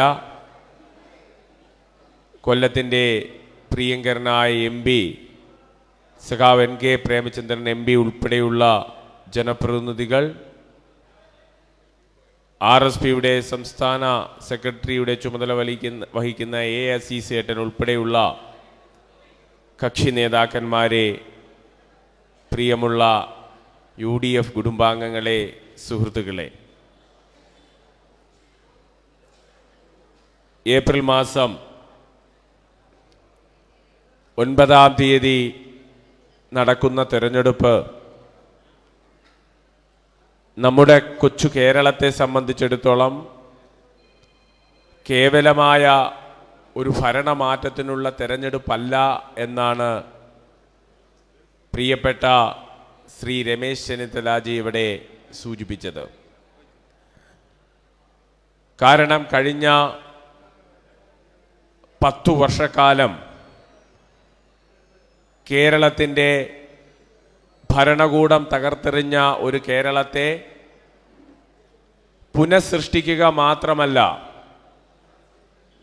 ഭാവി കേരളത്തിന് വേണ്ടി ഒരു പുതുയുഗ കേരളത്തെ സൃഷ്ടിക്കുക കൂടിയുള്ള ഉത്തരവാദിത്വമാണ് ഏപ്രിൽ 9 ചുരുങ്ങിയ ദിവസത്തിനുള്ളിൽ നടക്കുന്ന കേരളത്തിലെ നിയമസഭാ തെരഞ്ഞെടുപ്പ് എന്നുള്ളതാണ് അതിൻ്റെ ഏറ്റവും വലിയ രാഷ്ട്രീയ പ്രാധാന്യം. ഈ നിയമസഭ ഇരവിപുരമടക്കമുള്ള നിയമസഭാ നിയോജക മണ്ഡലം കൺവെൻഷനുകൾ നടക്കുമ്പോൾ ഇരവിപുരത്ത് ഫെബ്രുവരി മാസം 27-ാം തീയതി എൻ്റെ പാർട്ടി, എൻ്റെ മുന്നണി എന്നെ സ്ഥാനാർത്ഥിയായി പ്രഖ്യാപിച്ച് ഇരവിപുരം നിയോജക മണ്ഡലത്തിലെ നിയമസഭാ നിയോജക മണ്ഡലം കൺവെൻഷനിലേക്ക് കടക്കുന്നതിന് മുൻപ് തന്നെ ഇരവിപുരം നിയോജക മണ്ഡലത്തിലെ 9 ഇരവിപുരം നിയോജക മണ്ഡലത്തിലെ മണ്ഡലം തല കൺവെൻഷനുകൾ പൂർത്തീകരിച്ചിട്ടാണ് ഇന്ന് നിയോജക മണ്ഡലം കൺവെൻഷനുകളിലേക്ക് നമ്മുടെ മുന്നണി സംവിധാനം ടീം UDF കടന്നു വരുന്നത്. ഇവിടെ കേരളത്തിൻ്റെ എല്ലാ മേഖലയിലും സംസ്ഥാന സർക്കാരിനെതിരായിട്ടുള്ള ജനവിരുദ്ധ വികാരം ഉയർന്നു വരുമ്പോൾ ഫെബ്രുവരി മാസം 27-ന് ശേഷം ഇരവിപുരത്തിൻ്റെ ഒരു സ്ഥാനാർത്ഥി എന്ന നിലയിൽ ഈ മണ്ഡലത്തിൻ്റെ തെരുവുകളിൽ ഇറങ്ങുമ്പോൾ കേരളത്തിലെ ഉണ്ടാകുന്ന പൊതുവികാരത്തിൻ്റെ എത്രയോ ഇരട്ടി ഭരണവിരുദ്ധ വികാരമുള്ള മണ്ഡലമാണ് ഇരവിപുരം എന്നുള്ള കാര്യത്തിൽ ഐക്യ ജനാധിപത്യ മുന്നണിയുടെ ഒരു പ്രതിനിധി എന്ന നിലയിൽ എനിക്കൊരു സംശയവുമില്ല. ജനങ്ങൾ ഒരു സ്ഥാനാർത്ഥി എന്ന നിലയിൽ ജനങ്ങളിലേക്ക് സമീപിക്കുമ്പോൾ ജനങ്ങൾ ചേർത്തു നിർത്തി കൈ ചേർത്തു പിടിച്ച് അവരുടെ ഹൃദയത്തിലേക്ക് ചേർത്ത് പിടിച്ച് എൻ്റെ കാതിലേക്ക് മന്ത്രിക്കുന്ന, എൻ്റെ കാതിലേക്ക് പറയുന്ന ഒരാവശ്യമുണ്ട്. കൂടുതൽ കരുത്തനാകണം, കുറെ കൂടി പ്രവർത്തിക്കണം, കുറെ കൂടി പ്രവർത്തനങ്ങൾ നമ്മുടെ മുന്നണിയും പാർട്ടിയും ഏകോപിപ്പിക്കണം. നമ്മൾക്ക് ഈ തെരഞ്ഞെടുപ്പിൽ ജയിച്ചേ പറ്റൂ എന്ന് അവർ എന്നെ ഹൃദയത്തോട് ചേർത്ത് നിർത്തി എൻ്റെ ചെവിയിൽ മന്ത്രിക്കുമ്പോൾ ആ കരുത്തിൽ നിന്നാണ് ഫെബ്രുവരി മാസം 27 മുതൽ ഇന്നുവരെയുള്ള തെരഞ്ഞെടുപ്പ് പ്രവർത്തനങ്ങൾക്കുള്ള ഇറങ്ങാനുള്ള ഒരു സ്ഥാനാർത്ഥി എന്ന നിലയിലുള്ള ഇന്ധനവും ഊർജവും ഇരയപുരത്തെ ജനങ്ങൾ നൽകുന്നത്. ആ ഊർജം ഈ സംസ്ഥാനത്ത് ഉയർന്നു വരുന്ന ഭരണവിരുദ്ധ വികാരത്തിന്റെ അതിശക്തമായ വികാരത്തിലൂടെ തന്നെയാണ് നമ്മുടെ ഇരയപുരം നിയോജക മണ്ഡലവും കടന്നു പോകുന്നു എന്നുള്ളതിന്റെ യാഥാർത്ഥ്യം കൊണ്ട് മാത്രമാണ്. ഏതു മേഖല? ഞാൻ ഈ തെരഞ്ഞെടുപ്പ് കൺവെൻഷനിൽ പങ്കെടുക്കുന്നതിന് മുമ്പ് നമ്മുടെ മണ്ഡലാതിർത്തി പങ്കിടുന്ന കൊട്ടിയത്ത് ഒരു PSC കോച്ചിങ് സെന്ററിൽ അവിടെ വിളിച്ചത് പ്രകാരം അവിടുത്തെ ഉദ്യോഗാർത്ഥികളുമായി സംവദിക്കാൻ വേണ്ടി പോയതാണ്. 800-ലധികം ഉദ്യോഗാർത്ഥികൾ പഠിക്കുന്ന ആ PSC കോച്ചിങ് സെന്ററിൽ അവർ ഉന്നയിക്കപ്പെടുന്ന കേരളത്തിലെ ചെറുപ്പക്കാർ, അഭ്യസ്തവിദ്യരായ ചെറുപ്പക്കാർ, അവിടെ എഞ്ചിനീയറിംഗ് ഗ്രാജുവേറ്റ്സ് ഉണ്ട്, MAയും അതുപോലെ തന്നെ പോസ്റ്റ് ഗ്രാജുവേഷൻ ഡിഗ്രിയുള്ള എത്രയെത്ര ഉദ്യോഗാർത്ഥികൾ, നമ്മുടെയൊക്കെ വീട്ടിലെ സഹോദരങ്ങൾ, അവർ നിന്നുകൊണ്ട് ചോദിക്കുന്ന ഒരു ചോദ്യമുണ്ട്. നിങ്ങളുടെ സർക്കാർ അധികാരത്തിലെത്തിയാൽ ഞങ്ങൾക്ക് ഈ നാട്ടിൽ ജീവിക്കുവാനുള്ള ഒരു അവസരം, ഞങ്ങൾക്ക് സർക്കാർ ഉദ്യോഗം ഞങ്ങൾ കഷ്ടപ്പെട്ട് പഠിച്ച റാങ്ക് ലിസ്റ്റിൽ വന്നാൽ ലഭിക്കുമോ എന്ന് ചോദിക്കുന്ന ചോദ്യം. ഐക്യജനാധിപത്യ മുന്നണിക്ക് വേണ്ടി ഐക്യജനാധിപത്യ മുന്നണിയുടെ പ്രഖ്യാപിത 5 ലക്ഷ്യങ്ങൾ ഇവിടെ പറഞ്ഞല്ലോ. ആ 5 പ്രഖ്യാപിത ലക്ഷ്യങ്ങളിലെ 3 കേരളത്തിലെ ചെറുപ്പക്കാർക്ക് അഭിസംബോധന ചെയ്യുന്ന പുതുയുഗ പിറവിയുടെ പ്രഖ്യാപനങ്ങളാണ് എന്ന് അഭിമാനത്തോടുകൂടി ആ ചെറുപ്പക്കാർക്ക് ഉറപ്പ് കൊടുത്തിട്ടാണ് ഈ തെരഞ്ഞെടുപ്പ് കൺവെൻഷനിലേക്ക് കടന്നു വരുന്നത്. കേരളത്തിന്റെ ആരോഗ്യ മേഖലയെ, കേരളത്തിന്റെ ഉന്നത വിദ്യാഭ്യാസ മേഖലയെ, കേരളത്തിന്റെ പൊതു സാമ്പത്തിക മേഖലയെ, കേരളത്തിന്റെ പരമ്പരാഗത ഇരവിപുരത്ത് നിന്ന് പറയുമ്പോൾ കശുവണ്ടി അടക്കമുള്ള പരമ്പരാഗത വ്യവസായ മേഖലയെ തകർത്ത് തരിപ്പണമാക്കിയ ഒരു ഭരണകൂടം, സഹകരണ മേഖലകൾ അടക്കം കേരളത്തിന്റെ പൊതു മേഖലകളെ തകർത്ത് തരിപ്പണമാക്കിയ ഒരു ഭരണകൂടത്തിനെതിരെ ജനങ്ങൾ ഇപ്പോഴല്ലെങ്കിൽ എപ്പോഴാണ് അവരുടെ വികാരം പ്രകടിപ്പിക്കേണ്ടുന്നത് എന്നുള്ളതാണ് ജനങ്ങൾ ഉയർത്തുന്ന ചോദ്യം. അങ്ങനെയുള്ള ഒരു കേരളത്തിൽ പുതിയ ഒരു സർക്കാർ അധികാരത്തിൽ വരുമ്പോൾ കേരളത്തിന്റെ ഐക്യജനാധിപത്യ മുന്നണിയുടെ ടീം UDFന്റെ നേതൃത്വം കേരളത്തിൽ ഒരു പുതുയുഗ കേരളത്തെ സൃഷ്ടിക്കുന്നത് കേവലമായ വാഗ്ദാനങ്ങളും വികസനങ്ങളും കൊണ്ടല്ല, മറിച്ച് വർഗീയതയോട് നോ കോംപ്രമൈസ് പറഞ്ഞുകൊണ്ടാണ് എന്നുള്ളതാണ് പുതുയുഗ കേരളത്തിന്റെ പുതുയുഗ പിറവിയുടെ അഭിമാനമായി അടുത്ത സർക്കാർ അധികാരത്തിലെത്തുമ്പോൾ ഉണ്ടാകുന്നത്. ഞങ്ങൾക്ക് വർഗീയതയോട് കോംപ്രമൈസ് ഇല്ല എന്ന് പറഞ്ഞുകൊണ്ട് തെരഞ്ഞെടുപ്പിനെ നേരിടുന്ന ഒരു മുന്നണിയുടെ പ്രതിനിധിയാണ് എന്നുള്ള കാര്യത്തിൽ ഞങ്ങൾക്ക് അഭിമാനമുണ്ട്. ഇന്ത്യയിൽ കോൺഗ്രസ് മുക്ത ഭാരതത്തെ സൃഷ്ടിക്കാൻ കേന്ദ്രത്തിന്റെ ഭരണക്കാർ, BJPയുടെ നേതൃത്വത്തിലുള്ള ഭരണക്കാർ ശ്രമിക്കുമ്പോൾ, സംഘപരിവാർ ഫാസിസ്റ്റുകൾ ശ്രമിക്കുമ്പോഴാണ് അതിന്റെ കേരളത്തിന്റെ ഉത്തരവാദിത്വം, അതിന്റെ നിർവഹണ ഏജൻസിയായി കേരളത്തിലെ ഭരണപക്ഷ പാർട്ടി CPIM മാറുന്നു എന്ന അതിദയനീയ കാഴ്ചയാണ് ഈ തെരഞ്ഞെടുപ്പിന്റെ അവസാന ദിവസങ്ങളിൽ നമ്മൾ കാണാൻ പോകുന്നത്. കോൺഗ്രസ് മുക്ത ഭാരതത്തിന്റെ കേരളത്തിലെ നിർവഹണ ഏജൻസിയായി കേരളത്തിലെ CPIM മാറുന്ന കാഴ്ച ഈ തെരഞ്ഞെടുപ്പ് ഗോതയിൽ ഞാനും നിങ്ങളും കണ്ടുകൊണ്ടിരിക്കുകയാണ്. ആ കാഴ്ചയിൽ നിന്ന് ശ്രദ്ധ തിരിക്കുന്നതിന് വേണ്ടിയിട്ടാണ് മുഖ്യമന്ത്രി ചില പദപ്രയോഗങ്ങൾ ഇവിടെ നടത്തിയതായി ഉദ്ഘാടന പ്രാസംഗികനും പ്രിയപ്പെട്ട MP-യും അടക്കം പറഞ്ഞ് ഇവിടെ സൂചിപ്പിച്ചത്. കേരളത്തിലെ സ്ത്രീകളെ അപമാനിക്കപ്പെട്ട പ്രസ്താവനകൾ ഇന്ന് കേരളത്തിന്റെ ബഹുമാനപ്പെട്ട മുഖ്യമന്ത്രി നടത്തിയിരിക്കുന്നു. കോന്നിയിൽ തെരഞ്ഞെടുപ്പ് യോഗത്തിൽ ഒരു സ്ഥാനാർത്ഥിക്ക് വോട്ട് ചോദിക്കുമ്പോൾ, ഒരു സ്ഥാനാർത്ഥിക്ക് വോട്ട് ചെയ്യാൻ വേണ്ടി ഒരു ഉദ്ഘാടന പ്രസംഗം നടത്തുമ്പോൾ ആ പാർട്ടിയുടെ, ആ മുന്നണിയുടെ ഒരു ചെറുപ്പക്കാരൻ, ഒരു സഖാവ്, അടിയുറച്ച പാർട്ടി പ്രവർത്തകൻ എഴുന്നേറ്റ് നിന്നൊരു ചോദ്യം, ആ ചോദ്യം സർക്കാരിന് അനുകൂലമാണോ പ്രതികൂലമാണോ എന്ന് അറിയുന്നതിന് മുമ്പ് തന്നെ കേരളത്തിന്റെ മുഖ്യമന്ത്രി പറയുകയാണ് അതങ്ങ് വീട്ടിൽ പോയി ചോദിച്ചാൽ മതി എന്ന് പറയുന്ന ധിക്കാരം, ധാർഷ്ട്യം. അതിനെ തിരിച്ചറിയാൻ, ആ ധാർഷ്ട്യത്തിന് അറുതി വരുത്തുവാനുള്ള തെരഞ്ഞെടുപ്പാണ് ഈ ഏപ്രിൽ മാസം 9-ാം തീയതി നടക്കുന്ന നമ്മുടെ നിയമസഭാ തെരഞ്ഞെടുപ്പ്. 63 വർഷം കമ്മ്യൂണിസ്റ്റ് മാർക്സിസ്റ്റ് പാർട്ടിയുടെ കൊടി പിടിച്ചയാൾ മാത്രമല്ലല്ലോ സഖാവ് ജി സുധാകരൻ. അദ്ദേഹം ഒരു രക്തസാക്ഷി കുടുംബത്തിൽ, സ്വന്തം സഹോദരന്റെ ആ രക്തസാക്ഷി കുടുംബത്തിൽ നിന്നുള്ള ഒരു സഖാവാണ് എന്ന് പോലും പരിഗണിക്കപ്പെടാതെയാണ് പ്രിയപ്പെട്ട സഖാവ് ജി സുധാകരനെ ഐക്യജനാധിപത്യ മുന്നണിയുടെ പിന്തുണയോടുകൂടി തെരഞ്ഞെടുപ്പിൽ മത്സരിക്കുന്ന ജി സുധാകരനെ ഒരു ഉളുപ്പുമില്ലാതെ തന്റെ സഹപ്രവർത്തകനെ, സഖാവിനെ ചെറ്റ എന്ന് വിളിക്കാനുള്ള ധാർഷ്ട്യം, ആ ധാർഷ്ട്യം നൽകിയ ആ ഭരണത്തിന്റെ അധികാരത്തിന്റെ ധാർഷ്ട്യമുള്ള ഒരു മുഖ്യമന്ത്രി. ഇവിടെ ബിഷപ്പിനെ വിളിച്ചത് കൊല്ലത്തിന്റെ പ്രിയപ്പെട്ട MP, ജനപ്രതിനിധിയായ ഇന്ത്യൻ പാർലമെന്റിലെ ഏറ്റവും മികച്ച പാർലമെന്റേറിയനായ NK പ്രേമചന്ദ്രനെ പരനാറി എന്നടക്കം കൊല്ലത്ത് വന്ന് വിളിച്ചുകൊണ്ട് ഇങ്ങനെയുള്ള പദപ്രയോഗങ്ങൾ നടത്തുവാനുള്ള അധികാര, ധിക്കാര, ധാർഷ്ട്യത്തിനുള്ള അറുതി വരുത്തൽ കൂടിയാകണം നമ്മുടെ തെരഞ്ഞെടുപ്പ് എന്നുള്ള കാര്യത്തിൽ ഒരു സംശയവുമില്ല. രാഷ്ട്രീയ എതിരാളികളെ കൊന്നുതല്ലേ നമ്മുടെ കഴിഞ്ഞ 10 വർഷക്കാലം. ഇവിടെ പറഞ്ഞു പ്രതിപക്ഷ യുവജന പ്രസ്ഥാനങ്ങൾ നടത്തിയിട്ടുള്ള പോരാട്ടങ്ങൾ. നമ്മുടെ ചെറുപ്പക്കാരെ പ്രതിപക്ഷത്തിന്റെ കൊടി പിടിച്ച് സർക്കാരിനെതിരെ സമരം ചെയ്തു എന്നതിന്റെ പേരിൽ, പ്രാദേശിക CPIM നേതൃത്വത്തിന്റെ വളർച്ചയ്ക്ക് തടസ്സം നിൽക്കുന്നു എന്നതിന്റെ പേരിൽ കൊന്നുതള്ളിയ രക്തസാക്ഷികൾ, യൂത്ത് കോൺഗ്രസിന്റേതടക്കം അനശ്വരരായ രക്തസാക്ഷികൾ, ശരത് ലാലും കൃപേഷ് ലാലും അടക്കമുള്ള എത്ര ചെറുപ്പക്കാർ കൊന്നുതള്ളിയവർ തലയടിച്ചു പൊട്ടിച്ചിട്ടില്ലേ?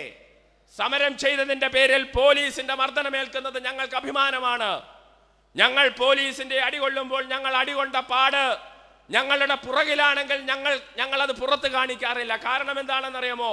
ഞങ്ങൾ പിന്തിരിഞ്ഞോടിയപ്പോൾ അടികൊണ്ടതാണ്. അതുകൊണ്ട് ഞങ്ങൾ പുറകിൽ കൊള്ളുന്ന അടി ഞങ്ങൾ പുറത്ത് കാണിക്കാറില്ല. പക്ഷെ ഞങ്ങളുടെ ഹൃദയഭാഗത്ത്, ഞങ്ങളുടെ നെഞ്ചിന്റെ ഭാഗത്ത്, ഞങ്ങളുടെ തിരുനെറ്റിയിൽ കൊള്ളുന്ന അടി ഞങ്ങൾ പുറത്ത് അഭിമാനത്തോടു കൂടി കാണിക്കും. കാരണം ഞങ്ങൾ മുന്നിൽ നിന്ന് നയിച്ചപ്പോൾ കൊണ്ട് അടിയാണ് എന്ന അഭിമാനം കൊണ്ട്. അങ്ങനെ പോലീസിന്റെ മർദ്ദനങ്ങൾ മാത്രമല്ലല്ലോ പ്രതിപക്ഷ യുവജന പ്രസ്ഥാനങ്ങളായ യൂത്ത് കോൺഗ്രസിനും അതുപോലെ തന്നെ ഇന്ത്യൻ യൂണിയൻ മുസ്ലിം ലീഗിന്റെ യുവജന പ്രസ്ഥാനമായ യൂത്ത് ലീഗിനും റവല്യൂഷണറി യൂത്ത് ഫ്രണ്ടായ RYF അടക്കമുള്ള പ്രതിപക്ഷ യുവജന പ്രസ്ഥാനത്തിന്റെ നേതാക്കന്മാർക്ക് മുഖ്യമന്ത്രിയുടെ യാത്രയിൽ കരിങ്കൊടി കാട്ടിയതിന്റെ പേരിൽ തലതല്ലിപ്പൊളിച്ച DYFIക്കാർ ഇവിടെ കൊല്ലം ജില്ലയിൽ ഈ ഇരയൂരം നിയോജക മണ്ഡലത്തിന്റെ അതിർത്തിയിൽ ചിന്നക്കടയിൽ ബാലഗോപാലന് കരിങ്കൊടി കാണിക്കാനെത്തിയ യൂത്ത് കോൺഗ്രസിന്റെ ജനറൽ സെക്രട്ടറിയെ തലതല്ലിപ്പൊളിച്ച DYFI കൂട്ടങ്ങളില്ലേ? മുഖ്യമന്ത്രിയുടെ യാത്രകളിൽ ഹെൽമെറ്റിനും ചെടിച്ചട്ടിക്കും അടിച്ച യൂത്ത് കോൺഗ്രസിന്റെ പ്രവർത്തകർ ആലപ്പുഴ യൂത്ത് കോൺഗ്രസിന്റെ ജില്ലാ പ്രസിഡന്റിനെ തെരുവ് നായ തല്ലുന്ന പോലെ പോലീസിന്റെ ലാത്തി വാങ്ങിച്ച് അടികൊണ്ട് UDYFന്റെ ആലപ്പുഴ ജില്ലാ കമ്മിറ്റിയുടെ ചുമതലക്കാരൻ കൂടിയായിരുന്നു ഞാൻ. ആ UDYFന്റെ ചുമതലയിൽ നടന്ന ഒരു സമരത്തിലാണ് യൂത്ത് കോൺഗ്രസിന്റെ ജില്ലാ പ്രസിഡന്റിനെ തെരുവിൽ പോലീസിന്റെ ലാത്തി വാങ്ങി DYFI പ്രവർത്തകർ, ഗുണ്ടകർ ആ ചെറുപ്പക്കാരനെ അടിച്ച് അവശനാക്കിയത്. 49 ദിവസത്തെ ട്രീറ്റ്മെന്റിൽ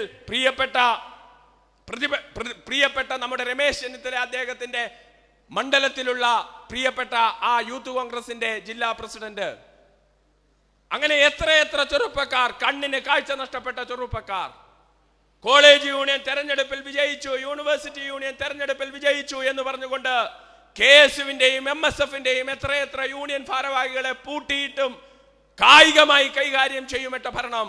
ഏറ്റവും അവസാനം ആരോഗ്യവകുപ്പ് മന്ത്രിക്ക് കരിങ്കൊടി കാണിച്ചപ്പോൾ ഇരയൂരം മണ്ഡലത്തിന്റെ അതിർത്തിയിലൂടെയാണ് CPIMന്റെ സംസ്ഥാന സമിതി അംഗം DYFIയുടെ നേതാവിന്റെ നേതൃത്വത്തിൽ KSUവിന്റെ കുഞ്ഞനുജന്മാരെ അച്ഛനില്ലാത്ത നേരത്ത് അമ്മയ്ക്ക് പിറന്നവരെന്ന് തെമ്മാടികളെന്ന് വിളിച്ചു കൂട്ടിയവർക്കുള്ള മറുപടിയാകണം നമ്മുടെ ഏപ്രിൽ 9 തെരഞ്ഞെടുപ്പ്.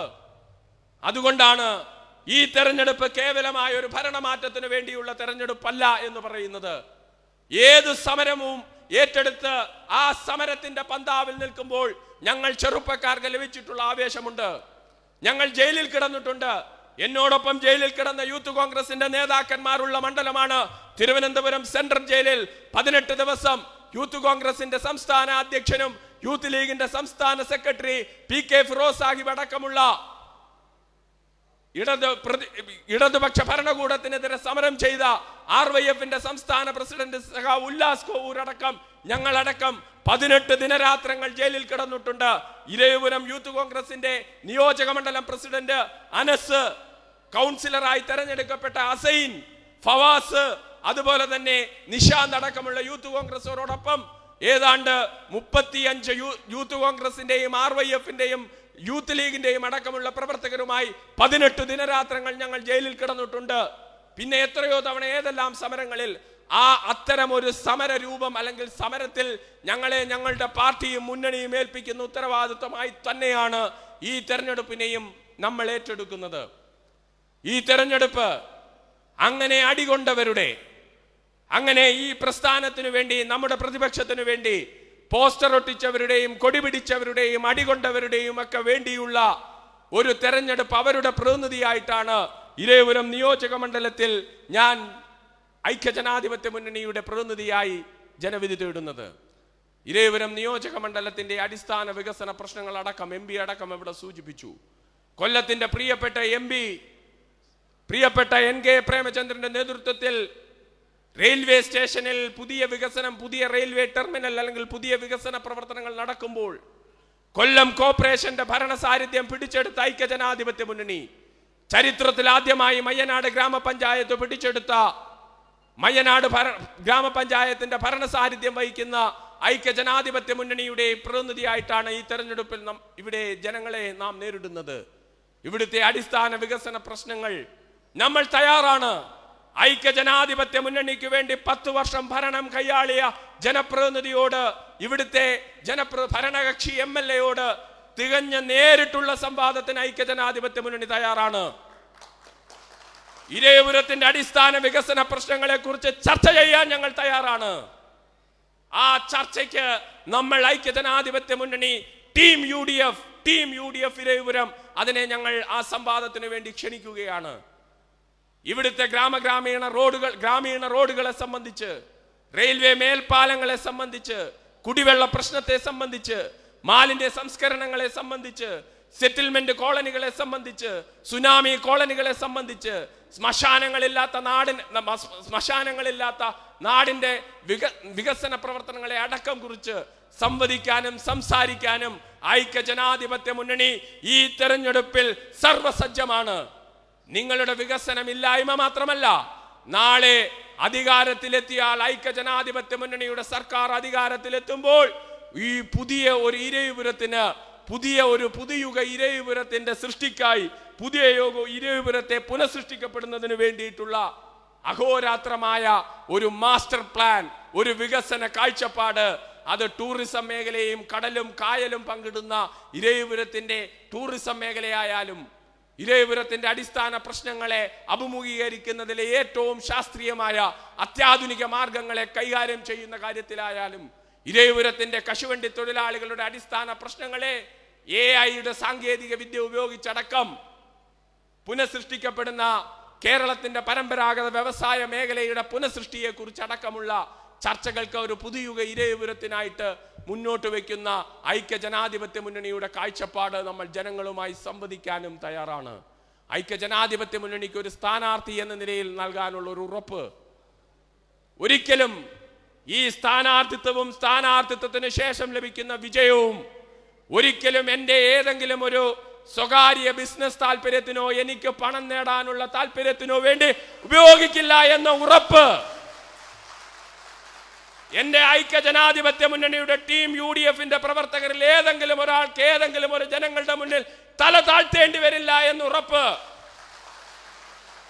ഏതെങ്കിലും വർഗീയതയുടെ മുന്നിൽ കീഴടങ്ങില്ല എന്ന ഉറപ്പ്, ആ ഉറപ്പ് നൽകിക്കൊണ്ടാണ് ഐക്യജനാധിപത്യ മുന്നണി നിർദ്ദേശിക്കുന്ന, ഐക്യജനാധിപത്യ മുന്നണി പറയുന്ന, ഐക്യജനാധിപത്യ മുന്നണിയുടെ നേതൃത്വം നയിക്കുന്ന വഴിയെ ഈ നാടിന്റെ ഇരവിപുരത്തിന്റെ ടീം UDFന്റെ ഒരു സംവിധാനത്തിന്റെ മുന്നിൽ നിന്നുകൊണ്ട് ആ സംവിധാനം നയിക്കുന്ന വഴിയെ മുന്നോട്ട് പോകുവാൻ മാത്രമാണ് എൻ്റെ ഇതുവരെയുള്ള ചെറിയ പൊതുപ്രവർത്തന ജീവിതത്തിന്റെ സുതാര്യതയും സത്യസന്ധതയും ഇനി മേലിലും ഉയർത്തിപ്പിടിച്ചുകൊണ്ട് ഈ ഉത്തരവാദിത്തങ്ങൾ നിർവഹിക്കാൻ എൻ്റെ കഴിവിൻ്റെ പരമാവധി ശ്രമിക്കുമെന്ന ഉറപ്പുകൂടി നൽകിക്കൊണ്ട് ഈ ടീം UDF കുടുംബാംഗങ്ങളെ മുഴുവൻ ഹൃദയം കൊണ്ട് അഭിവാദ്യം ചെയ്തുകൊണ്ട് തെരഞ്ഞെടുപ്പ് പോരാട്ടത്തിൽ നമുക്ക് ഒന്നിച്ച് മുന്നേറാമെന്ന് പറഞ്ഞുകൊണ്ട് അഭിവാദ്യം ചെയ്തുകൊണ്ട് നിർത്തുന്നു. നന്ദി, നമസ്കാരം.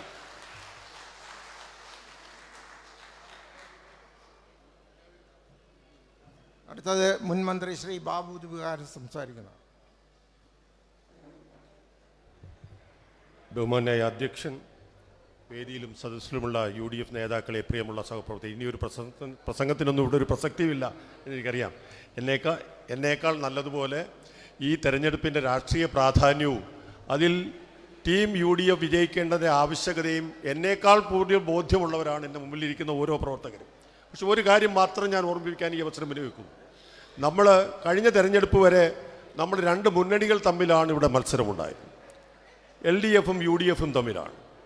കേരളത്തിലെ പ്രധാന രണ്ട് മുന്നണികൾ തമ്മിലായിരുന്നു നമ്മുടെ മത്സരമെങ്കിൽ ഈ തെരഞ്ഞെടുപ്പിൽ മൂന്നാമതൊരു രാഷ്ട്രീയ ശക്തി കൂടി നമ്മളെ എതിർക്കുന്നതിനായി, അതും അഖിലേന്ത്യാ തലത്തിൽ എല്ലാ അധികാരങ്ങളും പണവും എല്ലാം സമാഹരിച്ചുകൊണ്ട് കോൺഗ്രസ് മുക്ത ഭാരതം എന്ന മുദ്രാവാക്യം നടപ്പാക്കുന്നതിൽ ഏറ്റവും നിർബന്ധ ബുദ്ധിയുള്ള കേരളത്തിലെ കോൺഗ്രസിനെ ഒരു കാലത്താൽ അധികാരത്തിൽ വരാൻ ഞങ്ങൾ അനുവദിക്കില്ല എന്ന് പ്രഖ്യാപിച്ചുകൊണ്ട് നിൽക്കുന്ന ഒരു രാഷ്ട്രീയ പ്രസ്ഥാനത്തെ കൂടി നേരിടേണ്ട ഒരു തെരഞ്ഞെടുപ്പാണിത്.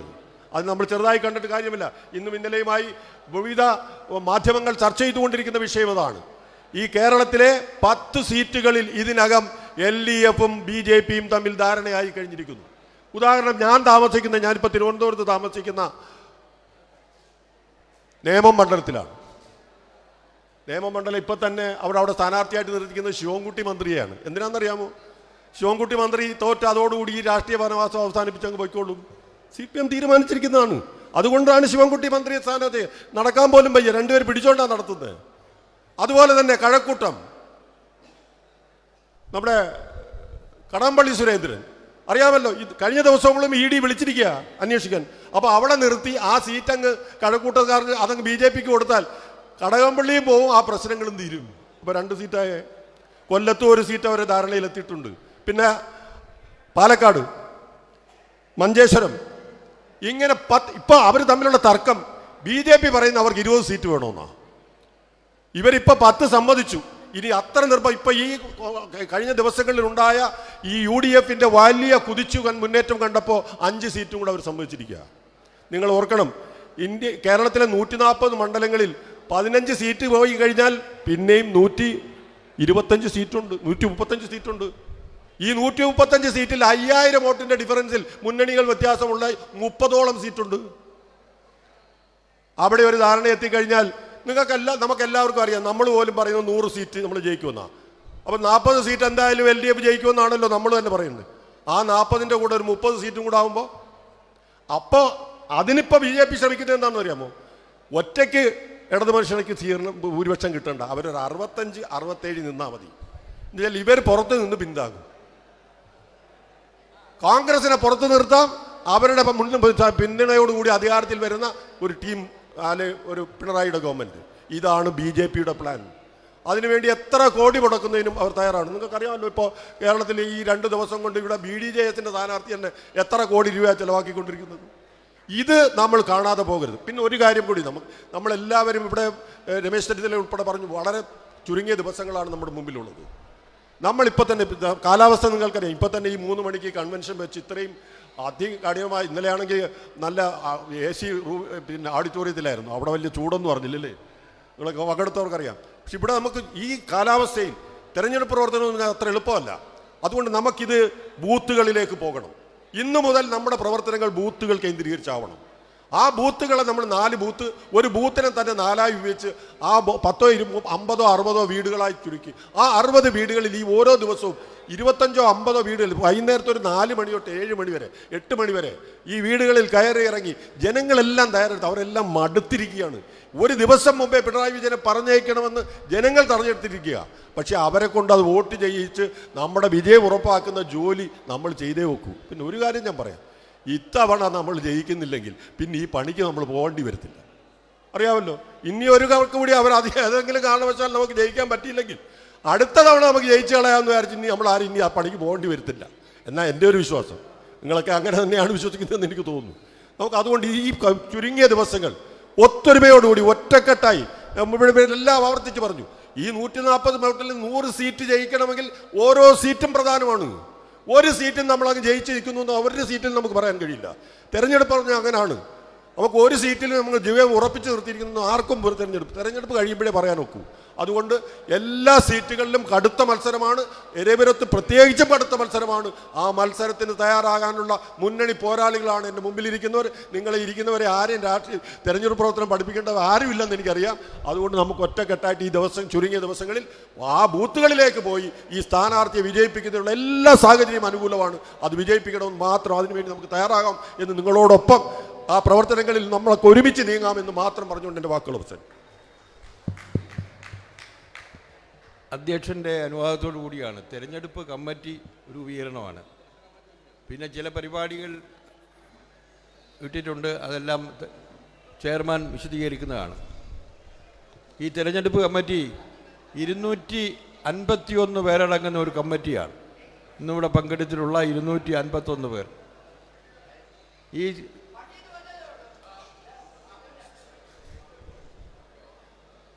ഈ കമ്മിറ്റിയുടെ രക്ഷാധികാരികളായിട്ട് സഖാവ് N K Premendran M P, advocate Shanavas Khan, N Azhakesan, Noushad Yunus, Babu Divakaran എന്നിവരാണ്. എ അസീസ് ഉൾപ്പെടെ. ഈ കമ്മിറ്റിയുടെ ചെയർമാൻ അഡ്വക്കേറ്റ് ബേബീസൺ, കൺവീനർ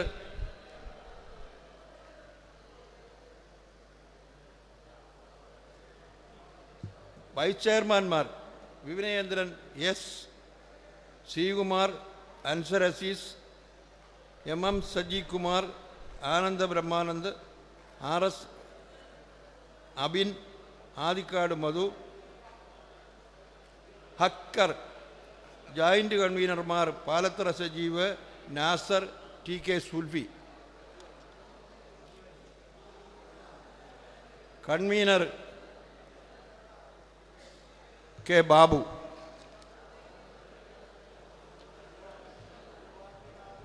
ഈ കമ്മിറ്റിയിലെ മറ്റംഗങ്ങൾ Indian Union Muslim League advocate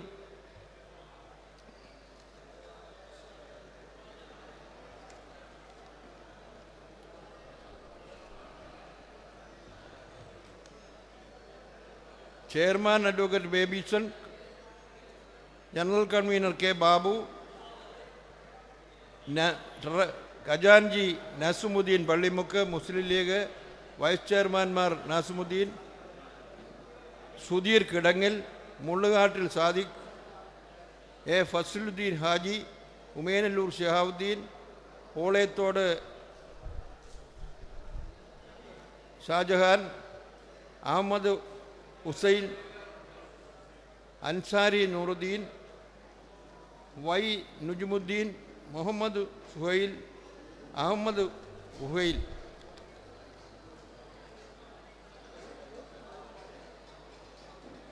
Sunimon, Siyad Shanoor, Shaji Kunnuvila, Naseer Nooh, Salam Malyath, Shahul Hameed, Shajahan, Nisar.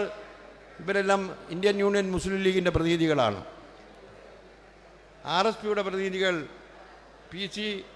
PG Prasannakumar, TC Vijayaman, advocate Rajendra Prasad, Nasar Khan, R Ajith Kumar, TK Sulfi, Sakir Hussain, K Cicily, DS Suresh, വിളിയം Udayakumar, Isaac, Ajith Ananthakrishnan, ഫെവിസ് Stalin, Najeem, Sasheendra Babu,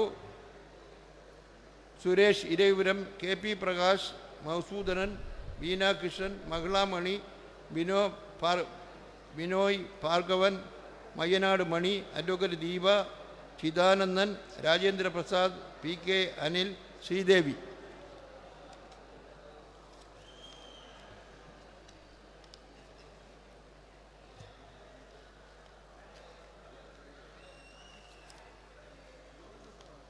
ഇനി ഇതിൽ ഉൾപ്പെടേണ്ട ഘടകകക്ഷികൾ, ചില ഘടകകക്ഷികളുണ്ട്. ഫോർവേഡ് ബ്ലോക്ക്, അവരുടെ പ്രതിനിധികൾ, അവരുടെ എല്ലാം പേര് വരുന്നതനുസരിച്ച് അവരെ കൂടെ ഉൾപ്പെടുത്തും. KB ഷഹാൽ എക്സിക്യൂട്ടീവ് കമ്മിറ്റിയിൽ. ഈ എക്സിക്യൂട്ടീവ് കമ്മിറ്റി അംഗങ്ങൾ ഇന്ന് ഈ സമ്മേളനം പിരിഞ്ഞതിന് ശേഷം ഇവിടെ കൂടുന്നതും ഭാവി പരിപാടികളെ സംബന്ധിച്ച് തീരുമാനിച്ചിട്ടുണ്ട്. ആ പരിപാടികളുടെയൊക്കെ ലിസ്റ്റ് ചെയർമാൻ്റെ കയ്യിൽ. പ്രിയമുള്ളവരെ, ഈ വായിച്ച ലിസ്റ്റ് ചിലപ്പോൾ ഒരുപക്ഷെ അപൂർണമാകാം. നമുക്ക് ഇതിനകത്ത് പലരുടെയും പേരുകൾ ചേർക്കാം. ഞാൻ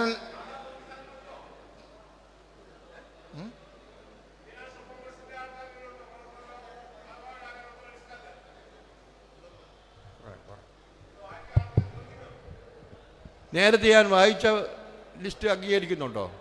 എന്നാൽ അത് കൈയടിച്ച് പാസ്സാക്കാം. ഉണ്ട്, എല്ലാവരും ഉണ്ട്. ഇല്ലാത്തവരെ ചേർക്കാവുന്ന ആരുടെ പേര്?